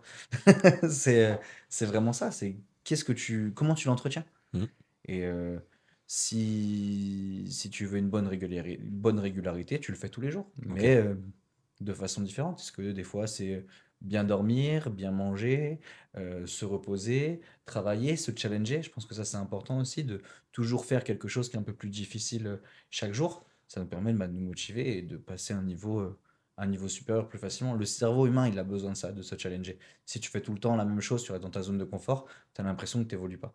Mais comme au sport, si à la muscu, au développé couché, au bout d'un moment, tu n'augmentes pas les poids, tu as l'impression de stagner. Bah là, c'est pareil, d'un point de vue mental. Il faut te challenger dans ce que tu fais dans ton domaine, parce que ça va te permettre bah, de passer à un niveau supérieur et ainsi de suite, de monter les barreaux d'échelle petit à petit, quoi. Ouais, apporter une nouvelle contrainte pour repousser la zone de confort toujours plus loin, quoi. Bah, pour l'agrandir, du coup, je dirais. Mm. Mais ouais, c'est ça, pour que du coup ta zone d'apprentissage se réduise ou alors s'agrandisse. Enfin, tout est exponentiel La zone de confort s'agrandit comme ta zone d'apprentissage et comme ta zone d'incapacité va se réduire parce que bah, plus tu vas apprendre, plus tu vas être Mm. meilleur. Est-ce qu'il y a des choses ou des points clés ou des conseils du moins que tu pourrais donner à des personnes pour qu'elles restent toujours motivées? Je pense que tu peux pas être vraiment toujours motivé. Ouais, ok. Ce serait mentir de dire que je suis motivé tout le temps à 100% quand je vais à la salle. Mais par contre, Bah, s'imposer une certaine... motivé ou tu vois rester connecté ou en lien avec ce que tu as envie de mettre en place ou tes Ben, objectifs. je dirais que c'est trouver la chose qui m'anime. Je pense que la vraie motivation, c'est qu'est-ce qui fait que je me lève le matin? Qu'est-ce qui fait que le matin, quand je me lève, qu'est-ce que je veux apporter? Quelle est la mission que je me donne? À partir du moment où tu as ça, tu n'as plus déjà trop l'impression de travailler si c'est du travail. Si Hmm. c'est une activité, tu n'as plus forcément l'impression de faire une activité. Non, juste tu vis, tu vibres à une certaine fréquence des choses qui pour toi semblent naturelles. Et peu importe ce qui va arriver autour de toi, juste, tu vas kiffer le faire. Tu vois, ce que tu disais sur ton travail, quand tu as commencé, je pense que tu as commencé à faire quelque chose et tu viens au travail avec plaisir parce que tu es connecté aujourd'hui à ce que tu fais. Mm. Ah Si je te bah, dis de faire peut-être un autre métier, mais qui est à peu près similaire, mais pas totalement, bah, peut-être que ça va te saouler parce que tu n'es pas connecté à ce que tu veux vraiment. alors, il y a Du coup, deux choses. Un, en écothérapie, ça fait bientôt 6 ans que je suis diplômé et que je travaille. ouais. Ça fait 6 ans que j'ai pas l'impression de travailler. Donc oui, ça me fait totalement vibrer, mais ce qui me fait aussi vibrer dans l'ergothérapie en libéral, Mhm. c'est que j'ai pas une journée qui se ressemble. Ouais. J'ai pas de régularité, Ouais, j'ai pas de, enfin, j'ai une forme de régularité, mais j'ai plusieurs choses qui peuvent être différentes dans la journée Ouais. et dans les semaines. Et d'une semaine sur une autre, j'ai de la différence. Et moi, c'est ça qui m'anime, ça qui me tient, ça qui me challenge. Ouais. Je sais qu'il y a certaines personnes qui ne supporteraient pas. A contrario, je pourrais pas travailler en centre de rééducation où je sais qu'au bout de 2 ans, j'ai fait le tour parce que j'aurai toujours le même profil de patient. Ok. J'aurai des patients différents, mais j'aurai toujours les mêmes pathologies Mm. et donc des profils et des techniques toujours similaires. Alors, je deviendrai expert dans ce domaine-là, mais aujourd'hui, c'est pas ça qui m'anime qui m'anime de devenir expert dans ce type de domaine. Mm. Par contre, voilà, d'avoir cette petite différence au quotidien, ça m'anime et du coup, ça fait que du coup, je reviens sur ce que je disais, je travaille pas en fait. Ouais, t'as pas l'impression de travailler, J'aide c'est des du gens et on me plaisir. donne de l'argent pour ça. Ouais. Mais c'est un métier que tu pourrais faire aujourd'hui sans gagner d'argent, tellement en fait ça te passionne d'aider les gens. Alors là, évidemment, Oui, j'extrapole parce on que voilà, extrapole, mais parce qu'il faut bien vivre. Mais en soi, j'aurais pas besoin de cet argent. Enfin, j'aurais suffisamment d'argent d'argent pour pour vivre, vivre. tu le ferais gratuitement. Je pense que oui, je pourrais le faire gratuitement. Ouais, moi, je te rejoins. Je sais qu'aujourd'hui, accompagner les personnes, accompagner l'humain à être heureux et à se connecter à qui ils ont envie d'être et ce qu'ils font, je sais que si j'avais aujourd'hui assez d'argent pour vivre sans problème, ça, je le ferais gratuitement sans problème. J'ai toujours voulu faire ça quand j'étais petit, d'aider les gens. Hmm. Maintenant que j'ai trouvé vraiment comment faire, Mhm. ça, c'est vraiment aujourd'hui très important pour moi et je me verrais pas faire autre chose. Ah, mais de toute façon, je pense que pour le coup, ouais, c'est intrinsèque de vouloir aider les gens, tous ces métiers-là. Il y a tellement de façons d'aider les gens. Enfin, on est 3 exemples Ouais, différents totalement. et qui sont animés par la même passion que d'apporter une aide à des gens qui ont envie d'être aidés. Ouais, c'est ça, mais toujours, enfin, il y a forcément une raison qui a fait qu'aujourd'hui on en est là où on est aujourd'hui.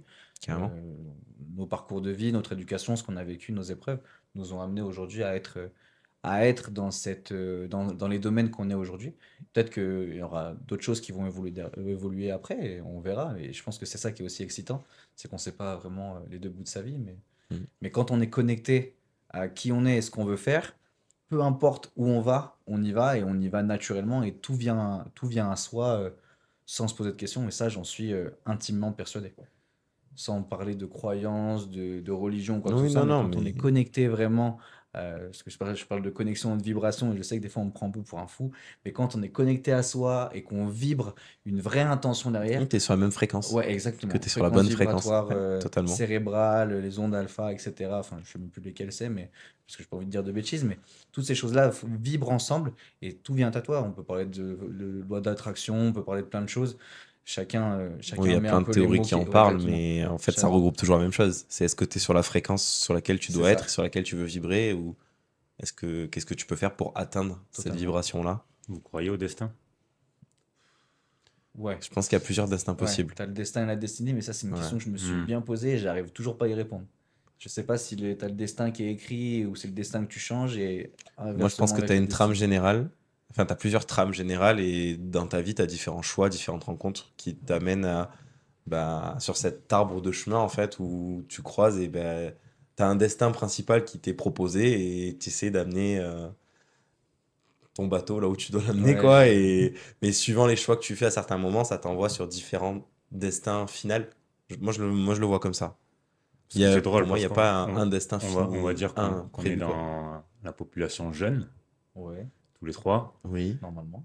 Je sais pas encore 30 ans, tout va Moi non Et, bien. plus, ça me- et même en n'ayant pas encore tout à fait 30 ans, tu te dis, si tu fais une rétrospection sur ce qui s'est passé, C'est passé tellement de choses.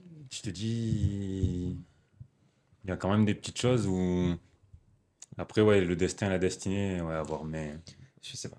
Ouais, après. J'ai pas envie de m'aventurer là-dedans parce que je pense que je me prendrais trop la tête après. Mais oui, c'est un peu l'effet papillon. Qu'est-ce que tu fais? Qu'est-ce que ça va déclencher derrière? Et ouais, c'est. Enfin, comme je dis tout à l'heure, quand on disait est-ce que tu changerais des choses, je suis pas sûr que je changerais des choses dans ma vie parce que ça veut peut-être pas forcément dire que je serais là où j'en suis aujourd'hui. Mm. Et sans ça, Ah, est-ce tu que. serais sûrement ailleurs, hein. On n'en sait rien. On sait pas. Mais ouais, c'est sûr. Après, je pense qu'il y a des fois les engrenages qui se mettent en place tout seuls et des fois, ça coince un peu. Mais je pense que pour revenir sur la fréquence et tout, enfin, moi du moins, c'est ce que j'ai vécu. Je dis toujours que j'ai une bonne étoile qui me met les engrenages pour qu'ils fonctionnent bien parce Mm. que c'est rare les choses dans ma vie où quand je les ai entrepris, ça n'a pas roulé tout seul. Mais après, est-ce que j'étais peut-être dans une forme mentale qui a fait que ça a roulé? J'ai rencontré les bonnes personnes au bon moment. Mais par contre, toutes les fois où ça n'a pas marché, c'est que ça devait pas se faire à ce moment-là. Ouais. Si je peux faire une introspection sur ma vie, c'est qu'à chaque fois que j'ai quelque chose qui s'est pas fait sur le moment où je voulais que ça se fasse moi, ça s'est fait plus tard dans d'autres conditions et souvent meilleures.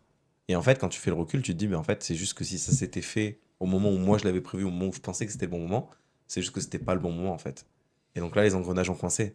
Et quand ça a été le bon moment, les engrenages sont dérouillés et tout est Et parti, quoi. quelle est la chose la plus. Quelle est la chose dont tu te souviens le plus qui t'a amené à passer au niveau où tu es aujourd'hui? D'avoir raté mon bac. Ok, t'avais pas prévu de rater ton bac. Ah non, clairement pas, non. Non, Et non, en mais quoi ça a été un bénéfice pour toi de rater ton bac? ça a joué sur plein de facteurs. C'est des petits détails, mais j'ai raté mon bac, ça m'a donc décalé d'un an. on se serait pas rencontrés. Mais déjà, il y a énormément de gens que j'aurais pas On rencontrés. serait sûrement pas là, tu vois. Oui, non, mais déjà, mais un truc tout bête, quand je suis rentré en prépa, donc l'école à la base, je voulais faire kiné, on en parlait il y a pas très longtemps tous les deux, et donc je suis rentré en prépa kiné Ok, pour préparer le concours d'entrée en école de kiné. La prépa où je m'étais inscrit, parce que j'avais déjà ma place en plus quand j'ai raté mon bac, ok, donc je pouvais pas rentrer, j'avais pas mon bac, mais ma place était réservée. Fonctionnait de manière papier-stylo. Quand j'ai eu finalement mon bac, ils venaient de changer et ils sont passés au niveau informatique. ok. J'ai toujours été mauvais avec un papier et un stylo, mais parce que j'écris mal. Alors c'est paradoxal parce que j'apprends à certains enfants à réécrire et ça marche très bien, mais alors moi j'ai une écriture de médecin. Et j'ai toujours été fanatique d'informatique. Et forcément, moi, du coup, en support informatique, avec des cours informatiques que je pouvais retravailler directement sur mon PC, ben, j'étais trop content. Donc déjà, ça m'a permis d'être plus performant dans ma prépa. J'ai rencontré une des profs là-bas que je remercie encore aujourd'hui, si elle se rappelle de moi, c'est grâce à elle que je suis ergo aujourd'hui. Parce que j'ai rencontré cette femme-là à ce moment-là et qui m'a dit tu feras un bon kiné, mais tu feras un meilleur ergo. Peut-être que je serai un très bon kiné aujourd'hui et que j'en serai très content. Mais en tout cas, aujourd'hui, je suis ergo grâce à elle. Et au moment où t'as raté ton bac, tu t'es dit quoi? C'était la fin du monde. Ah, Non, non, mais c'est en ça où moi, c'est l'événement marquant dans ma vie où je me suis dit à cet instant précis, c'était la fin du monde. Et aujourd'hui, si j'avais pas raté mon bac, j'en serais pas. Alors, encore une fois, je serais sûrement ailleurs. Mais aujourd'hui, la vie que j'ai me convient et la direction qu'elle a me convient. Et je me dis, j'en serais peut-être pas à ce moment-là de ma vie Mhm. si j'avais pas raté mon bac. ouais, quel a été le cadeau caché derrière le fait d'avoir raté ton bac? C'est ça. Tout ce que tu as aujourd'hui est Tout ce construit. que j'ai aujourd'hui. Alors qu'en fait, sur le moment, tu rates ton bac, t'as 18 ans, tu rates ton bac, ta vie s'effondre, hein. Mm. Enfin, Ouais, je comprends. On nous bassine tellement avec l'idée de devoir c'est avoir ça. notre bac pour réussir notre vie plus tard que C'est tu te ça. dis, t'as raté ton bac, t'es une merde. C'est ça. Et en fait, le fait d'avoir raté mon bac, ça m'a mis une claque sur le moment où je me suis dit, ah, en fait, peut-être dans la vie, des fois, il faut bosser, quoi. Parce que j'ai toujours été un bon élève, mais un bon élève feignant. C'est-à-dire que j'avais les capacités pour me taper un 15-16 de moyenne sans en foutre une. Je suis arrivé au bac, forcément, bac Ça, S, sans en avoir glandé une pendant 3 ans, et à un moment ça, donné où c'est- la claque, elle tombe. Et le fait d'avoir pris cette claque, ben, je me suis remis à bosser. Enfin, je me suis mis à bosser, je me suis mis à apprendre à travailler. Et ça, mais ça a été énorme. La deuxième claque que j'ai prise dans ma vie, c'est quand j'ai raté mon diplôme d'ergo. Alors, je reviendrai pas là-dessus parce que c'est un, comment dire, c'est un pic d'ego de ma directrice de l'école qui a saboté qui s'est mis dans mon jury pour faire en sorte que j'ai pas mon mémoire. Ok. Parce que mon sujet ne lui plaisait pas. Bref, toujours est-il que j'ai quand même raté mon diplôme à cause de ça et que j'ai dû refaire un mémoire entier. Donc, un mémoire en ergothérapie, c'est un mémoire d'initiation à la recherche. Donc, c'est un mémoire de licence. Mhm. C'est 1 an et demi de boulot. Yes. Et j'ai dû refaire un mémoire entier en 2 mois C'est bon, si je voulais mon diplôme. pas mal. Je l'ai fait. Et en fait, avec le recul, ça m'a juste montré que j'étais capable de. C'est-à-dire que la deadline, en fait, bah, j'ai eu une deadline d'1 an et demi, j'ai fait un boulot qui a été refusé, qui était bon, mais qui a été refusé. On m'a remis une deadline 2 mois après pour refaire la même. Cette fois, ça a été validé. Et en fait, je suis arrivé dans le monde du travail avec ce mindset où je me suis dit, mais en fait, tout est possible. À partir du moment où tu te poses une deadline et que tu te mets des objectifs et que tu te mets au boulot, bah ouais, j'ai passé mon été à bosser 8 à 9 heures par jour, tous les jours pendant 2 mois, charbonné comme un fou. Sur un boulot que j'avais déjà fait et que j'avais la haine d'avoir été Bien sûr. recalé. Et résultat des courses, j'ai eu mon diplôme et je suis arrivé avec ce mindset-là où, bah, à l'époque, j'ai créé un poste en EHPAD, j'ai repris un poste en hôpital et en plus, je me suis installé en libéral en même temps, dans la même semaine. Pas mal. Est-ce que tu aurais fait tout ça si tu avais eu ton diplôme d'ergo direct? Pas du tout parce que j'avais un poste qui m'attendait en centre de rééducation. Que j'ai raté parce que j'ai raté mon diplôme. Est-ce que t'as pas un peu envie de dire merci à ta prof? Je lui dirais peut-être pas merci, mais c'est vrai que ça a joué sur ma vie aujourd'hui. Je serais peut-être pas en libéral aujourd'hui, on n'en serait peut-être pas là aujourd'hui. Ah bah, c'est sûr qu'il y a plein de choses, hein. Il y a plein de choses, mais après, voilà, on pourrait dire, je pourrais très bien me dire, j'aurais eu mon poste, mon petit CDI à temps plein en centre de rééduc et être très content avec ça. Aujourd'hui, je pense pas, mais ben, j'aurais pas eu cette facette-là aussi. Bien sûr. Toi, t'as eu des Mais- déclics, Robin, ou des petites claques comme dit Gaëtan? Je pense que je passe ma vie à prendre des claques. Je pense que la plus grosse claque qui a été pourquoi aujourd'hui je suis dans le métier de l'accompagnement, c'est au moment donné où je me suis vraiment retrouvé seul, mais vraiment très très seul, que j'ai perdu mon père et j'avais 16 ans, 2 semaines après mon ex-beau-père, mes parents étaient divorcés, mon ex-beau-père a demandé le divorce à ma mère et je me suis retrouvé à ce moment-là pour moi tout seul, même si c'était pas vrai. Et c'est ce qui m'a aujourd'hui, enfin, c'est vraiment le moment donné où je me suis dit, je veux pas laisser les gens seuls et je veux pouvoir les accompagner quand ils se retrouvent dans des situations très critiques. Donc ça a été vraiment une petite claque, enfin une petite claque, une grosse claque, mais aujourd'hui je le vois comme une petite claque et je lui dis merci parce que je pense que j'en serais pas là, encore une fois, c'est sûr, sans tout ça. Je pense que, qu'est-ce qu'il y a eu pu avoir d'autre? J'ai eu une grosse claque quand je me suis lancé dans mon activité par des potes qui ne croient pas en toi et qui sont un peu moqués de moi dans mon dos, mais ça te revient toujours un peu aux oreilles, donc ça m'a permis aussi de faire Ouais, très dur, ça. un peu un tri sur Mm. ma façon de voir les choses et les gens que j'ai vraiment dans mon cercle très proche, très intime. Mais par contre, sans ça, ça m'aurait peut-être pas ouvert les yeux sur la façon de vivre comme j'avais envie de vivre. Et je pense que de certaine façon, il avait raison.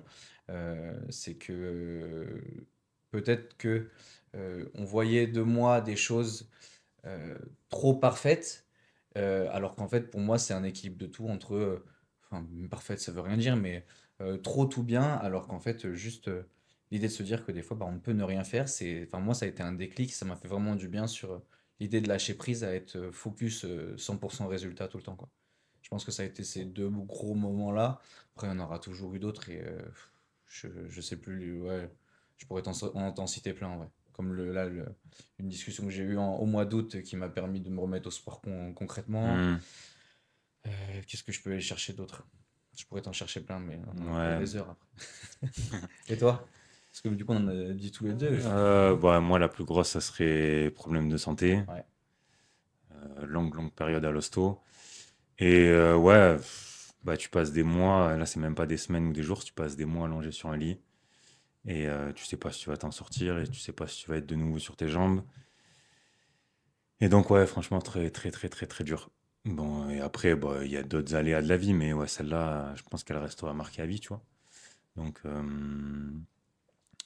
encore des fois un peu du mal à passer parce que tu te dis pourquoi moi, autant jeune, je subis ça et pourquoi autant longtemps et pourquoi autant dur. Mais tu vois, je rebondis sur ça et quand je suis sorti des hôpitaux, du centre de rééducation, déjà, ça m'a ouvert les yeux sur qui était réellement là. Je te rejoins là-dessus. Donc, ben, conclusion, je me suis appuyé sur beaucoup de membres de ma famille. Conclusion, les amis qui ont été là, ben, je serai là pour eux et ceux qui n'ont pas été là, ben, c'est la vie, c'est comme ça. Et puis au-delà de ça, ben, peut-être qu'il ne me serait pas arrivé ça, on ne serait pas là aussi aujourd'hui parce que c'est une fois que je suis sorti où on a repris contact Mm. et qu'on s'est revus et qu'après la boucle a commencé à boucler, tu vois. Mm. Ah bah oui, parce que clairement, moi, j'étais même pas au courant qu'il t'était arrivé un truc. Voilà, parce qu'on s'est connus du lycée, après chacun a fait ses études et a pris des directions différentes. Et puis voilà, moi après je me suis beaucoup recentré sur moi-même quand il m'est arrivé ça, parce que tu cogites pendant Bien sûr. des mois et tu cogites, et c'est là aussi où je voulais remercier les soignants, parce que tu vois ça au quotidien, tu vois. Et après tu rencontres des personnes que tu n'avais pas vues depuis un bail, et là on se rencontre avec toi et tout, donc non c'est chouette, c'est chouette. Mm. Sur le coup c'est un peu comme le bac, tu vois, c'était la fin de la vie, sauf que là ça touche à la santé, donc je pense que c'est encore plus complexe. Mm. Et après, ouais, Je préfère avoir raté mon bac, hein. soit tu t'effondres, soit tu... Parce que souvent, on me dit, je sais pas comment t'as fait, mais moi, déjà, je sais pas comment je l'ai fait. Et puis en même temps, est-ce que t'as le choix? Pas vraiment, tu vois. Si, t'as le choix Ouais. d'abandonner, t'as le choix de fuir, t'as le choix de laisser tomber. Mais t'as pris le choix de te battre et C'est ça. que les choses avancent aussi dans Après, la direction que tu c'est pas voulais. parce que tu t'es battu que t'as réussi. Il y a eu plein de facteurs qui ont fait que t'as réussi. Ouais, ouais. Mais parce que, voilà, il y a des gens qui malheureusement se battent et n'y arrivent pas. Hmm. Mais t'aurais eu le choix de te laisser aller complètement et de dire bon bah il m'est arrivé ça, j'en reste là. Certes, bah, plein de fois, tu te poses la question. On vous dit, voilà, Benjamin, votre jambe droite, je sais pas si vous allez la retrouver. Bah, bien évidemment, on te dit ça, tu t'es pas bien. Ça serait Ouais. mentir que dire. Champagne. Et puis petit à petit, bah, vas-y, t'as ta famille qui vient te voir, t'as tes amis, déjà rien que pour eux, tu te dis vas-y. Après, pour toi perso, tu veux quand même te dire vas-y, je suis jeune, je veux refaire des activités.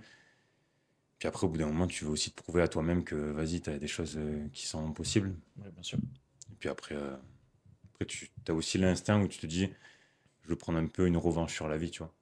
Te dire bon, elle m'a mis ça et vas-y, on va lutter et je reprends une revanche, tu vois. Ouais, Ça, je comprends. Mais il y a une phrase que je me répète beaucoup et que j'aime beaucoup répéter aux gens qui me disent pourquoi ça m'arrive ça, etc. Moi, je pense et je suis persuadé que les épreuves qui nous arrivent sont à la hauteur de notre potentiel. Que la vie vient nous challenger tout le temps, mais si elle nous challenge d'une telle ou telle façon, c'est qu'elle sait qu'on est capable de s'en servir et de s'en sortir grâce à ça. Ça, j'en suis persuadé à 200% et qu'il y a des personnes à qui ça n'arrive pas et on se dit putain, c'est injuste, pourquoi moi et pas eux? Bah, peut-être que ouais, ces personnes-là, ou en tout cas, ne sont pas capables ou pas encore à ce moment-là pour vivre de telles histoires et des choses comme on les réagit, enfin, comment on les vit. Moi, je suis sûr que ces choses, enfin, pour ça, on en revient côté destin, destiné. ouais, mais après, si tu pars sur un point de vue spirituel, tu as certaines croyances où tu vis différentes vies. Ouais. Et en fait, entre chaque vie, tu choisis tes épreuves de la vie suivante. Eh ben dis donc, c'était quoi la vie d'avant alors? Non, en fait, c'est toi-même qui, dans Ouais, dans ouais. ces croyances-là, c'est toi-même qui te choisis les épreuves que tu vas vivre Hmm. pour te permettre d'évoluer en fréquence Ok. et de monter en fréquence, en fait, pour atteindre les fréquences les plus hautes de vie en vie, en fait. Et au plus dur sont tes épreuves, au plus tu gagnes des points, entre guillemets, au plus tu peux monter en fréquence euh, et au plus ton âme peut monter à l'épanouissement spirituel. Bon, ça, c'est certaines croyances. On y croit, on n'y croit pas. Ouais. Mais voilà, c'est vrai que des fois, tu te dis pourquoi il m'arrive ça? Bah, peut-être en fait, c'est toi qui te l'as choisi Ouais, l'épreuve, quoi. c'est un peu en lien avec ce que tu dis avec les vies antérieures, etc. Tout à fait. Je commence un peu à me renseigner sur ça. J'ai pris deux, trois claques. On va voir ce que ça va donner. Puis après, c'est ces moments-là aussi, tu vois, moi, j'ai des flashs là qui me viennent en tête. C'est la première fois où j'ai eu contact avec un psychologue. Ok. Et jusqu'à maintenant, bah, tu es jeune et c'est un peu ce que tu disais, c'est pourquoi j'aurais besoin d'un psychologue, tu vois, finalement. Je suis pas fou. Et en fait, moi, déjà, ça m'a fait prendre conscience de cette profession-là et ça m'a vraiment aidé. Tu vois, du coup, il y a eu des aspects comme ça. Il y a eu d'autres aspects, le personnel que santé que je disais, d'autres aspects où tu vois que tu as des personnes qui ont une cinquantaine ou une soixantaine d'années et en fait, qui ont toujours été dans un centre hospitalier parce que des soucis de santé, ça va un peu mieux, je rechute, des soucis de santé. Donc, pareil, tu t'ouvres à d'autres perspectives en te disant, entre guillemets, il y a pire que toi, tu vois, Mm. aussi au final. Et puis, tu fais des connaissances aussi. Et finalement, c'est soit tu restes dans ta chambre et il se passe pas grand-chose, soit tu apprends aussi des expériences de chacun. Et donc, moi, ça, c'est vrai que ça m'a fait grandir sur cet aspect-là aussi. Et j'ai lu aussi un livre qui est vachement connu qui s'appelle Miracle Morning, Ouais. que peut-être j'aurais jamais lu aussi, et qui te donne des billes pour une fois que tu vas aller mieux, si tu as envie de tester certaines routines. Et c'est vrai que ça m'a pas mal aidé. C'est là, à ce moment-là aussi, où j'ai fait la formation de Christopher, tu vois, Yes. Wangen. Parce que je me suis dit, je suis sur un lit d'hôpital. Habituellement, t'as pas trop le temps, tu vois. Bah ouais. Vas-y, donc là, tu as le temps, tu lis et tu fais une formation. Donc voilà un petit peu ce qui en est ressorti. Mais ouais, chacun un petit peu a ses embûches et il faut essayer d'en tirer le meilleur de soi-même. Mais c'est pas Mhm. toujours évident, surtout sur l'instant T. Ah, Ouais, mais c'est sûr. je Mais suis il y a d'accord. toujours une leçon à en tirer. C'est sûr. Est-ce qu'on finirait pas sur ton petit jeu? Carrément, carrément, carrément. Très bien. Et du coup, pour conclure l'épisode, je voulais te faire un petit jeu. C'est tout simple, c'est Allez. soit surcoté, soit sous-coté. Ok. Donc je te pose des questions et tu dis simplement est-ce que tu penses que c'est surcoté ou sous-coté. Tu veux une explication ou... Et après, tu peux faire des explications si tu penses que c'est judicieux ou Ok. s'il y a certaines choses que tu as envie d'approfondir un petit peu. Ok? Très bien. Donc déjà, dans un premier temps, un peu basé sur la prépa mentale et le développement perso. Donc la méditation, on en a vaguement parlé, pour toi, c'est surcoté ou sous-coté? Sous-côté. Si tu as envie de développer, tu me coupes, hein. Ben, sous-côté, ben, on en a parlé déjà tout à l'heure, mais ouais, sous-côté, parce que ça a énormément de bienfaits. Et beaucoup de gens pensent que la méditation, c'est un truc, t'es sous des palmiers, t'es comme ça, alors que pas du tout, ça peut être juste de la respiration, c'est juste prendre peut-être 5 minutes pour soi, avoir des bonnes visualisations, des bonnes phrases. Il existe plein de méditations possibles, et ouais, c'est sous-côté, parce que c'est un petit moment qu'on peut prendre pour soi qui peut changer beaucoup de choses. Parfait. En lien, les affirmations positives. Je dirais surcoté. Parce que pour moi, c'est pas des affirmations positives, mais il faut des affirmations utiles. Ok. Comment bien se communiquer avec soi. Tu as des gens qui disent j'ai confiance en moi, je suis capable de tout. Ouais, sauf que le jour où tu vas te rendre compte que tu rates quelque chose, c'est compliqué. Mais si tu tournes les choses, je suis sûr que je peux y arriver. Et si j'y arrive pas, c'est pas grave, je peux le faire encore après. C'est vachement plus utile pour son cerveau parce que tu viens voir les deux côtés d'une pièce. Ce que tu peux arriver, ce que tu peux pas faire. Et tu prends toujours en compte les deux côtés. Donc je dirais affirmation, oui. Donc affirmation sous-côté, mais affirmation positive sur-côté. La visualisation. Sous-côté. Sous-côté, c'est compliqué parce que, pareil, je pense que c'est de la visualisation utile et non positive. Si tu prends l'exemple d'un jeune qui fait du foot, s'il imagine qu'il va mettre trois roulettes, un sombrero, une retournée pour marquer en mode Galactic Football, ah, c'est sûr que ça ne peut pas arriver. Par contre, si tu imagines et que, enfin, tu imagines, tu visualises une action concrète avec ce que tu peux faire, ce que tu peux pas réussir, etc., mais tu te mets en situation de match où tu te sens bien, ton cerveau va pas faire la distinction entre le réel et le fictif. Et forcément, quand tu te retrouveras sur le terrain, bah, tu vas te dire, ah, j'ai déjà vécu ça. Ah ouais, j'ai raté une passe. Pff, c'est pas grave, je passe à autre chose. Alors que si tu te dis, je vais réussir tout, tout le temps, on en revient sur le côté affirmation positive. Faut pas oublier que dans le négatif, avec tout ce on s'est dit justement, justement, juste avant, pardon, ouais, j'ai fait un mélange des deux, ben, c'est les échecs ou ce qu'on pensait être des gros problèmes nous ont emmenés où on est là aujourd'hui. Donc, euh, rater quelque chose, rater une passe, si on reste sur le contexte du foot, le prendre en compte, mais visualiser comment gérer cet échec-là, ok. Donc, ouais, sous-côté, mais vaut bien le faire. Les applications de coaching mental en ligne, surcoté ou sous-coté? Je crois que j'en connais pas. On peut Donc, passer, on peut passer, Joker, hein, hein. ouais. Les routines matinales rigides. T'entends quoi par rigide? Bah, allez, tu te lèves, tu prends la douche froide, tu médites, tu Surcoté. lis. Pardon. Non, c'est surcoté.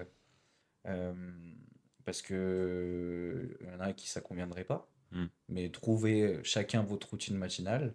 Moi, j'ai pas mangé le matin pendant des années, ça m'allait très bien. Maintenant que j'ai repris un petit peu à manger, ça me va très bien. Peut-être que je le referai plus. Enfin voilà, trouvez votre routine à chaque fois, même routine globale, que ce soit matinale ou autre chose. Faut trouver la sienne. Donc ouais, routine rigide, surcoté. Mais routine tout court, sous-coté. Oui, puis du coup, si je comprends bien aussi, c'est que ça peut évoluer. Ouais, À l'instant T, ce que tu disais, toi, à un moment, tu faisais le jeûne intermittent, si je ouais, comprends bien. Maintenant, tu le fais plus, les deux te correspondent. exactement. Quelles sont tes priorités du moment, entre guillemets? C'est sûr que tu vas peut-être pas avoir la même routine si tu travailles les matins à 8 heures ou si tu travailles l'après-midi à 14 heures.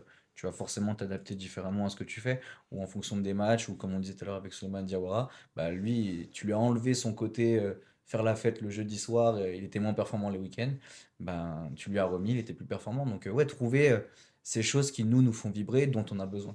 Mais vraiment cette unicité qui nous rend bah, pas différents, mais qui nous rend uniques. La routine des fameux, par contre, c'est sous-coté, hein. Alors, je vais être honnête avec vous, je ne marche pas assez. Je me suis inclus en ce moment dans mes programmes de sport, mais ouais, je ne fais pas mes fameux assez souvent. On va le checker. On va le checker. Faut pas. Sport et performance après. La préparation mentale dans le sport. Sous-côté. Je pense qu'on en a assez Ouais, oui. développé sur le sujet. Le coaching pour des amateurs de sport, pas seulement des pros. Surcoté ou sous-coté? Sous-côté. On en a parlé, je pense que c'est Ouais. en lien. On n'a pas besoin de faire du haut niveau pour être accompagné. Les records sportifs. Donc, par exemple, record sur un marathon, Ouais. record sur un 100 mètres nage libre, peu importe. Pour toi, les records sportifs, c'est surcoté ou sous-coté? Surcoté. Parce que ça va être qu'une petite poignée de personnes qui vont y arriver. Et vaut mieux aujourd'hui pour chaque personne se dire comment je peux être meilleur que moi, même mais d'hier. Et ça, c'est le plus important pour moi. Son record personnel, sous-côté, records mondiaux, sur-côté. Mais si ça t'inspire, allez-y. Mais pour moi, ça peut mettre une pression. Si tu te compares trop on reste dans le foot, si tu te compares trop à Messi ou à Ronaldo, tu vas tout le temps te dire, bah, je suis inférieur à eux. Alors qu'en fait, tu te rends compte que ces mecs, bah, ils sont comme toi. Ils se lèvent le matin, ils ont deux bras, deux jambes, ils se douchent, ils font tout comme toi. Bah, en fait, c'est exactement la même chose. Juste, bah, petit à petit, ils en sont arrivés là. Mais je suis sûr que tu demandes à Messi ou Ronaldo quand ils avaient 7 ans, s'ils pensaient arriver là, pas du tout. Donc ça met une grosse pression, je pense, les records, mais les records personnels, il faut Mais ça vaut travailler pour pour. tout dans la vie, hein. Ouais, ouais, Enfin, mais je c'est pense pour qu'il vaut ça. mieux se regarder soi-même d'hier et être une meilleure personne aujourd'hui que d'hier. Exactement. Oui, après, en même temps, ça peut te pousser vers le haut aussi. Mais Non, tout mais dépend de la tu peux personne qui nous l'avoir tête de chaque d'un chose. côté lointain dans les informations environnantes, mais peut-être pas comme objectif de vie, quoi. Ouais. Du coup, c'est rigolo parce que ensuite, je voulais te demander les stars du sport sur les réseaux sociaux, surcoté ou sous-coté.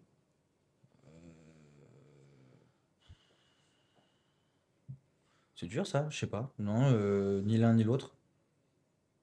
Ouais, je vois pas en quoi elle serait surcotée ou sous-cotée.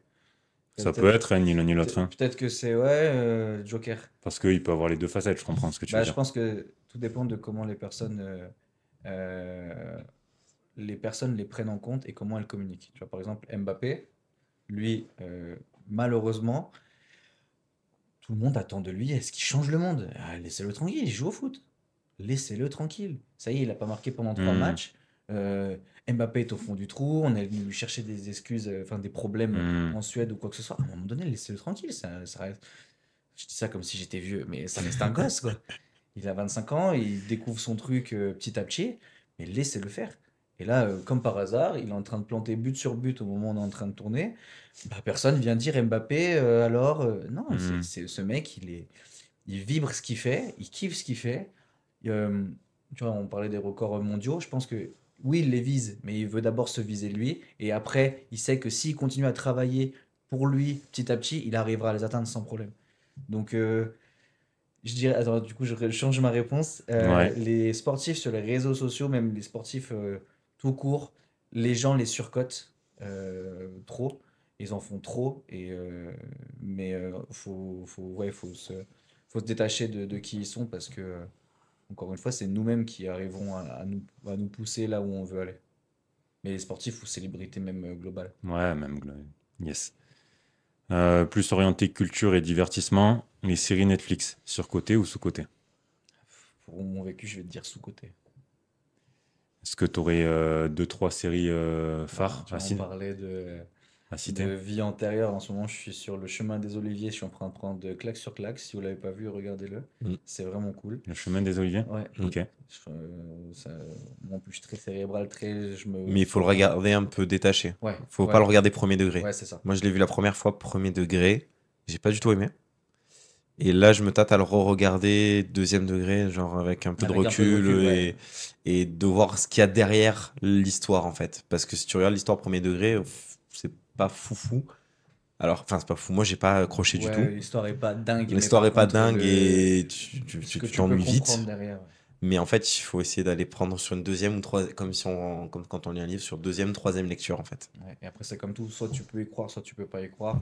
Moi, je sais que je suis assez porté à Ou croire t'es à ce réceptif genre ou de pas, choses. mais Mais voilà, je pense que ça. Et après, après, je regarde plus trop de séries, je suis plus axé manga actuellement, bah, la manga série qui t'a fait animé. changer, du coup.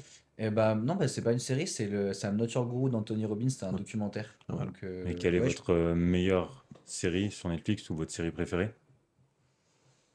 Si vous devez en citer qu'une seule. T'en as une? Je réfléchis. Je réfléchis. Sense8. Ah ouais, pas mal. Sunset, c'est vrai, Ouais, c'est pas mal. celle-là, elle m'a bien perché aussi. Il faut prendre du recul, parce qu'évidemment, on est sur autre chose, mais sur le lien de l'humain et comment on peut s'apporter et s'entraider. Moi, celle-là, ouais. Celle-là, je conseille aux gens de la regarder. Un peu perché, mais T'en cool. as une qui te vient en tête ou pas? Ouais, moi, je viens de finir Squid Game, mais après, c'est pas le même délire. Quoique, d'un point de vue sociologie, c'est pas mal. Ouais, Mais totalement.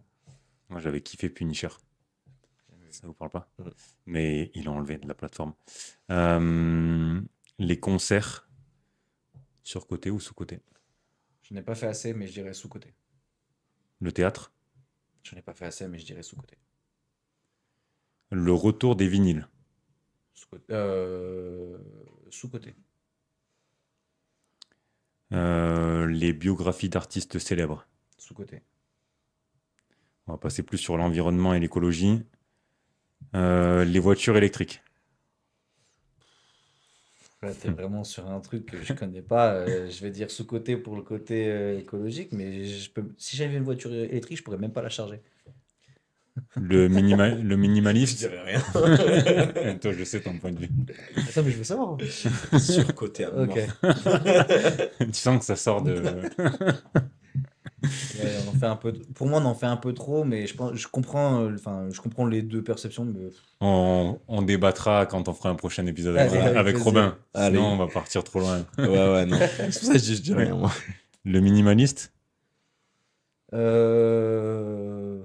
Je sais pas, j'aime bien, moi, je peux pas te dire surcoté ou sous-côté. Joker. le recyclage individuel, Surcoté. Je le fais, mais je sais que des fois j'oublie et il y en a qui en font trop, donc surcoté. les voyages zéro déchet, Sous-côté. C'est important de préserver ce qu'on fait et de respecter, quand tu voyages à l'étranger, de respecter les civilisations et les lieux où tu vas. Là, je suis parti au Mexique il y a tout juste un an. Et vraiment, j'ai adoré, mais j'étais déçu de voir comment les gens se comportaient dans d'autres pays. Donc, ouais, sous-côté. orienté un peu plus politique et société, Ouais. le télétravail à 100%, Non, surcoté. les débats politiques télévisés, surcoté, sous-côté, Joker. Je suis pas trop politique, Ouais. pour être honnête. les réseaux sociaux comme outil de travail, Surcoté. la montée en puissance des influenceurs. Tu m'as fait peur de ce que t'as dit. Surcoté. Ok. Les livres de développement perso. Sous-côté. Ah. Sous-côté, mais surcoté en même temps. Il y a les Ça deux. dépend des lesquels. livres. Et Ouais. ça va dépendre des livres, et ça dépend pourquoi tu le prends. Parce qu'il y en a beaucoup, enfin, je donne, enfin, pas parce que le mec a écrit un livre qu'il a forcément la science infuse. T'as un ou deux livres qui te viennent en tête qui sont pas mal. Euh, Qui sont surcotés, non, mais parce que ça m'intéresse pas. Du coup, Non, mais je les plutôt ai qui pas sont vus. sous-cotés Mais et qui sont ouais, intéressants. sous-cotés, je cherche en même temps. C'est pour ça que j'ai mis du temps à répondre. Je te dirais Comment se faire des amis de Dale Carnegie. Ouais, il est sur ma table de chevet. Ouais. Les quatre accords Toltec, c'est un classique, mais moi j'ai adoré. Les 5 blessures de l'âme, Yeah, c'est pas mal aussi. Hein. que j'ai adoré. Oser réussir de Carol Dweck. Mm. Et les, euh, les 11 lois de la réussite de Anthony Robbins. Il est très court et je trouve qu'il fait du bien à lire. Il est traduit en français ou c'est que de Ouais, l'anglais? ouais, ouais, tout Ok, est trouvable en français. ok, ok. Plus orienté sport et performance, les montres connectées, surcoté ou sous-côté? On va pas se mentir, surcoté. La récupération active, donc style yoga, stretching. Sous-côté. Euh, les stages intensifs d'entraînement, ton point de vue là-dessus?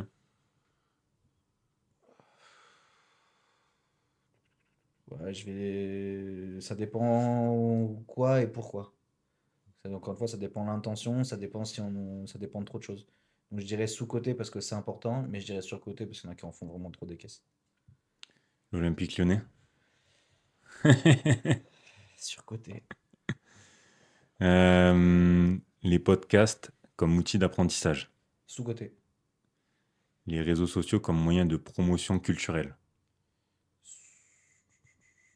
Je dirais sous-côté parce qu'il y a vraiment moyen de faire de belles choses, mais c'est un outil et comme tout outil, c'est la façon dont tu l'utilises qui peut être bien ou problématique. Comme je disais à mes étudiants l'année dernière, tu donnes un scalpel à un médecin, c'est un génie et c'est trop bien, mais tu donnes un scalpel à un fou, le scalpel c'est un très mauvais outil. Donc c'est pareil, les réseaux, c'est pour ça que je dis sur côté, sous côté, tout va Mhm. dépendre de la façon dont tu l'utilises. Les produits bio. Je pense que ça répond. Et, Même le micro, il est d'accord. et Robin qui joue numéro 10, Sur côté. surcoté. Ouais, sur-côté. Sur-côté. Aujourd'hui, sur côté. Voilà, moi j'en ai terminé pour le petit jeu. Merci d'avoir joué le jeu. Avec plaisir, c'était cool. Ouais, C'était ouais. cool, c'était cool. Eh ben, on va clôturer là-dessus. Merci d'être venu avec nous, d'avoir fait de la route pour nous rejoindre ici. Avec plaisir. Merci d'avoir participé à ce bel échange. Ça, on s'est régalé. On espère que vous vous êtes régalé aussi. D'ailleurs, on mettra en lien. J'allais le dire. Mm. Donc, on partagera en description les réseaux de Robin. Comme ça, Et s'il y en puis, a qui sont intéressés pour prendre rendez-vous N'hésitez avec pas, lui ou ne qui ont des serait-ce que questions. même pour échanger Ouais. ou quoi que ce soit, si vous voulez vous abonner sur les réseaux ou quoi, n'hésitez pas, avec plaisir. Et nous, on vous dit au prochain épisode avec les fameux. Bye bye tout le monde. Salut.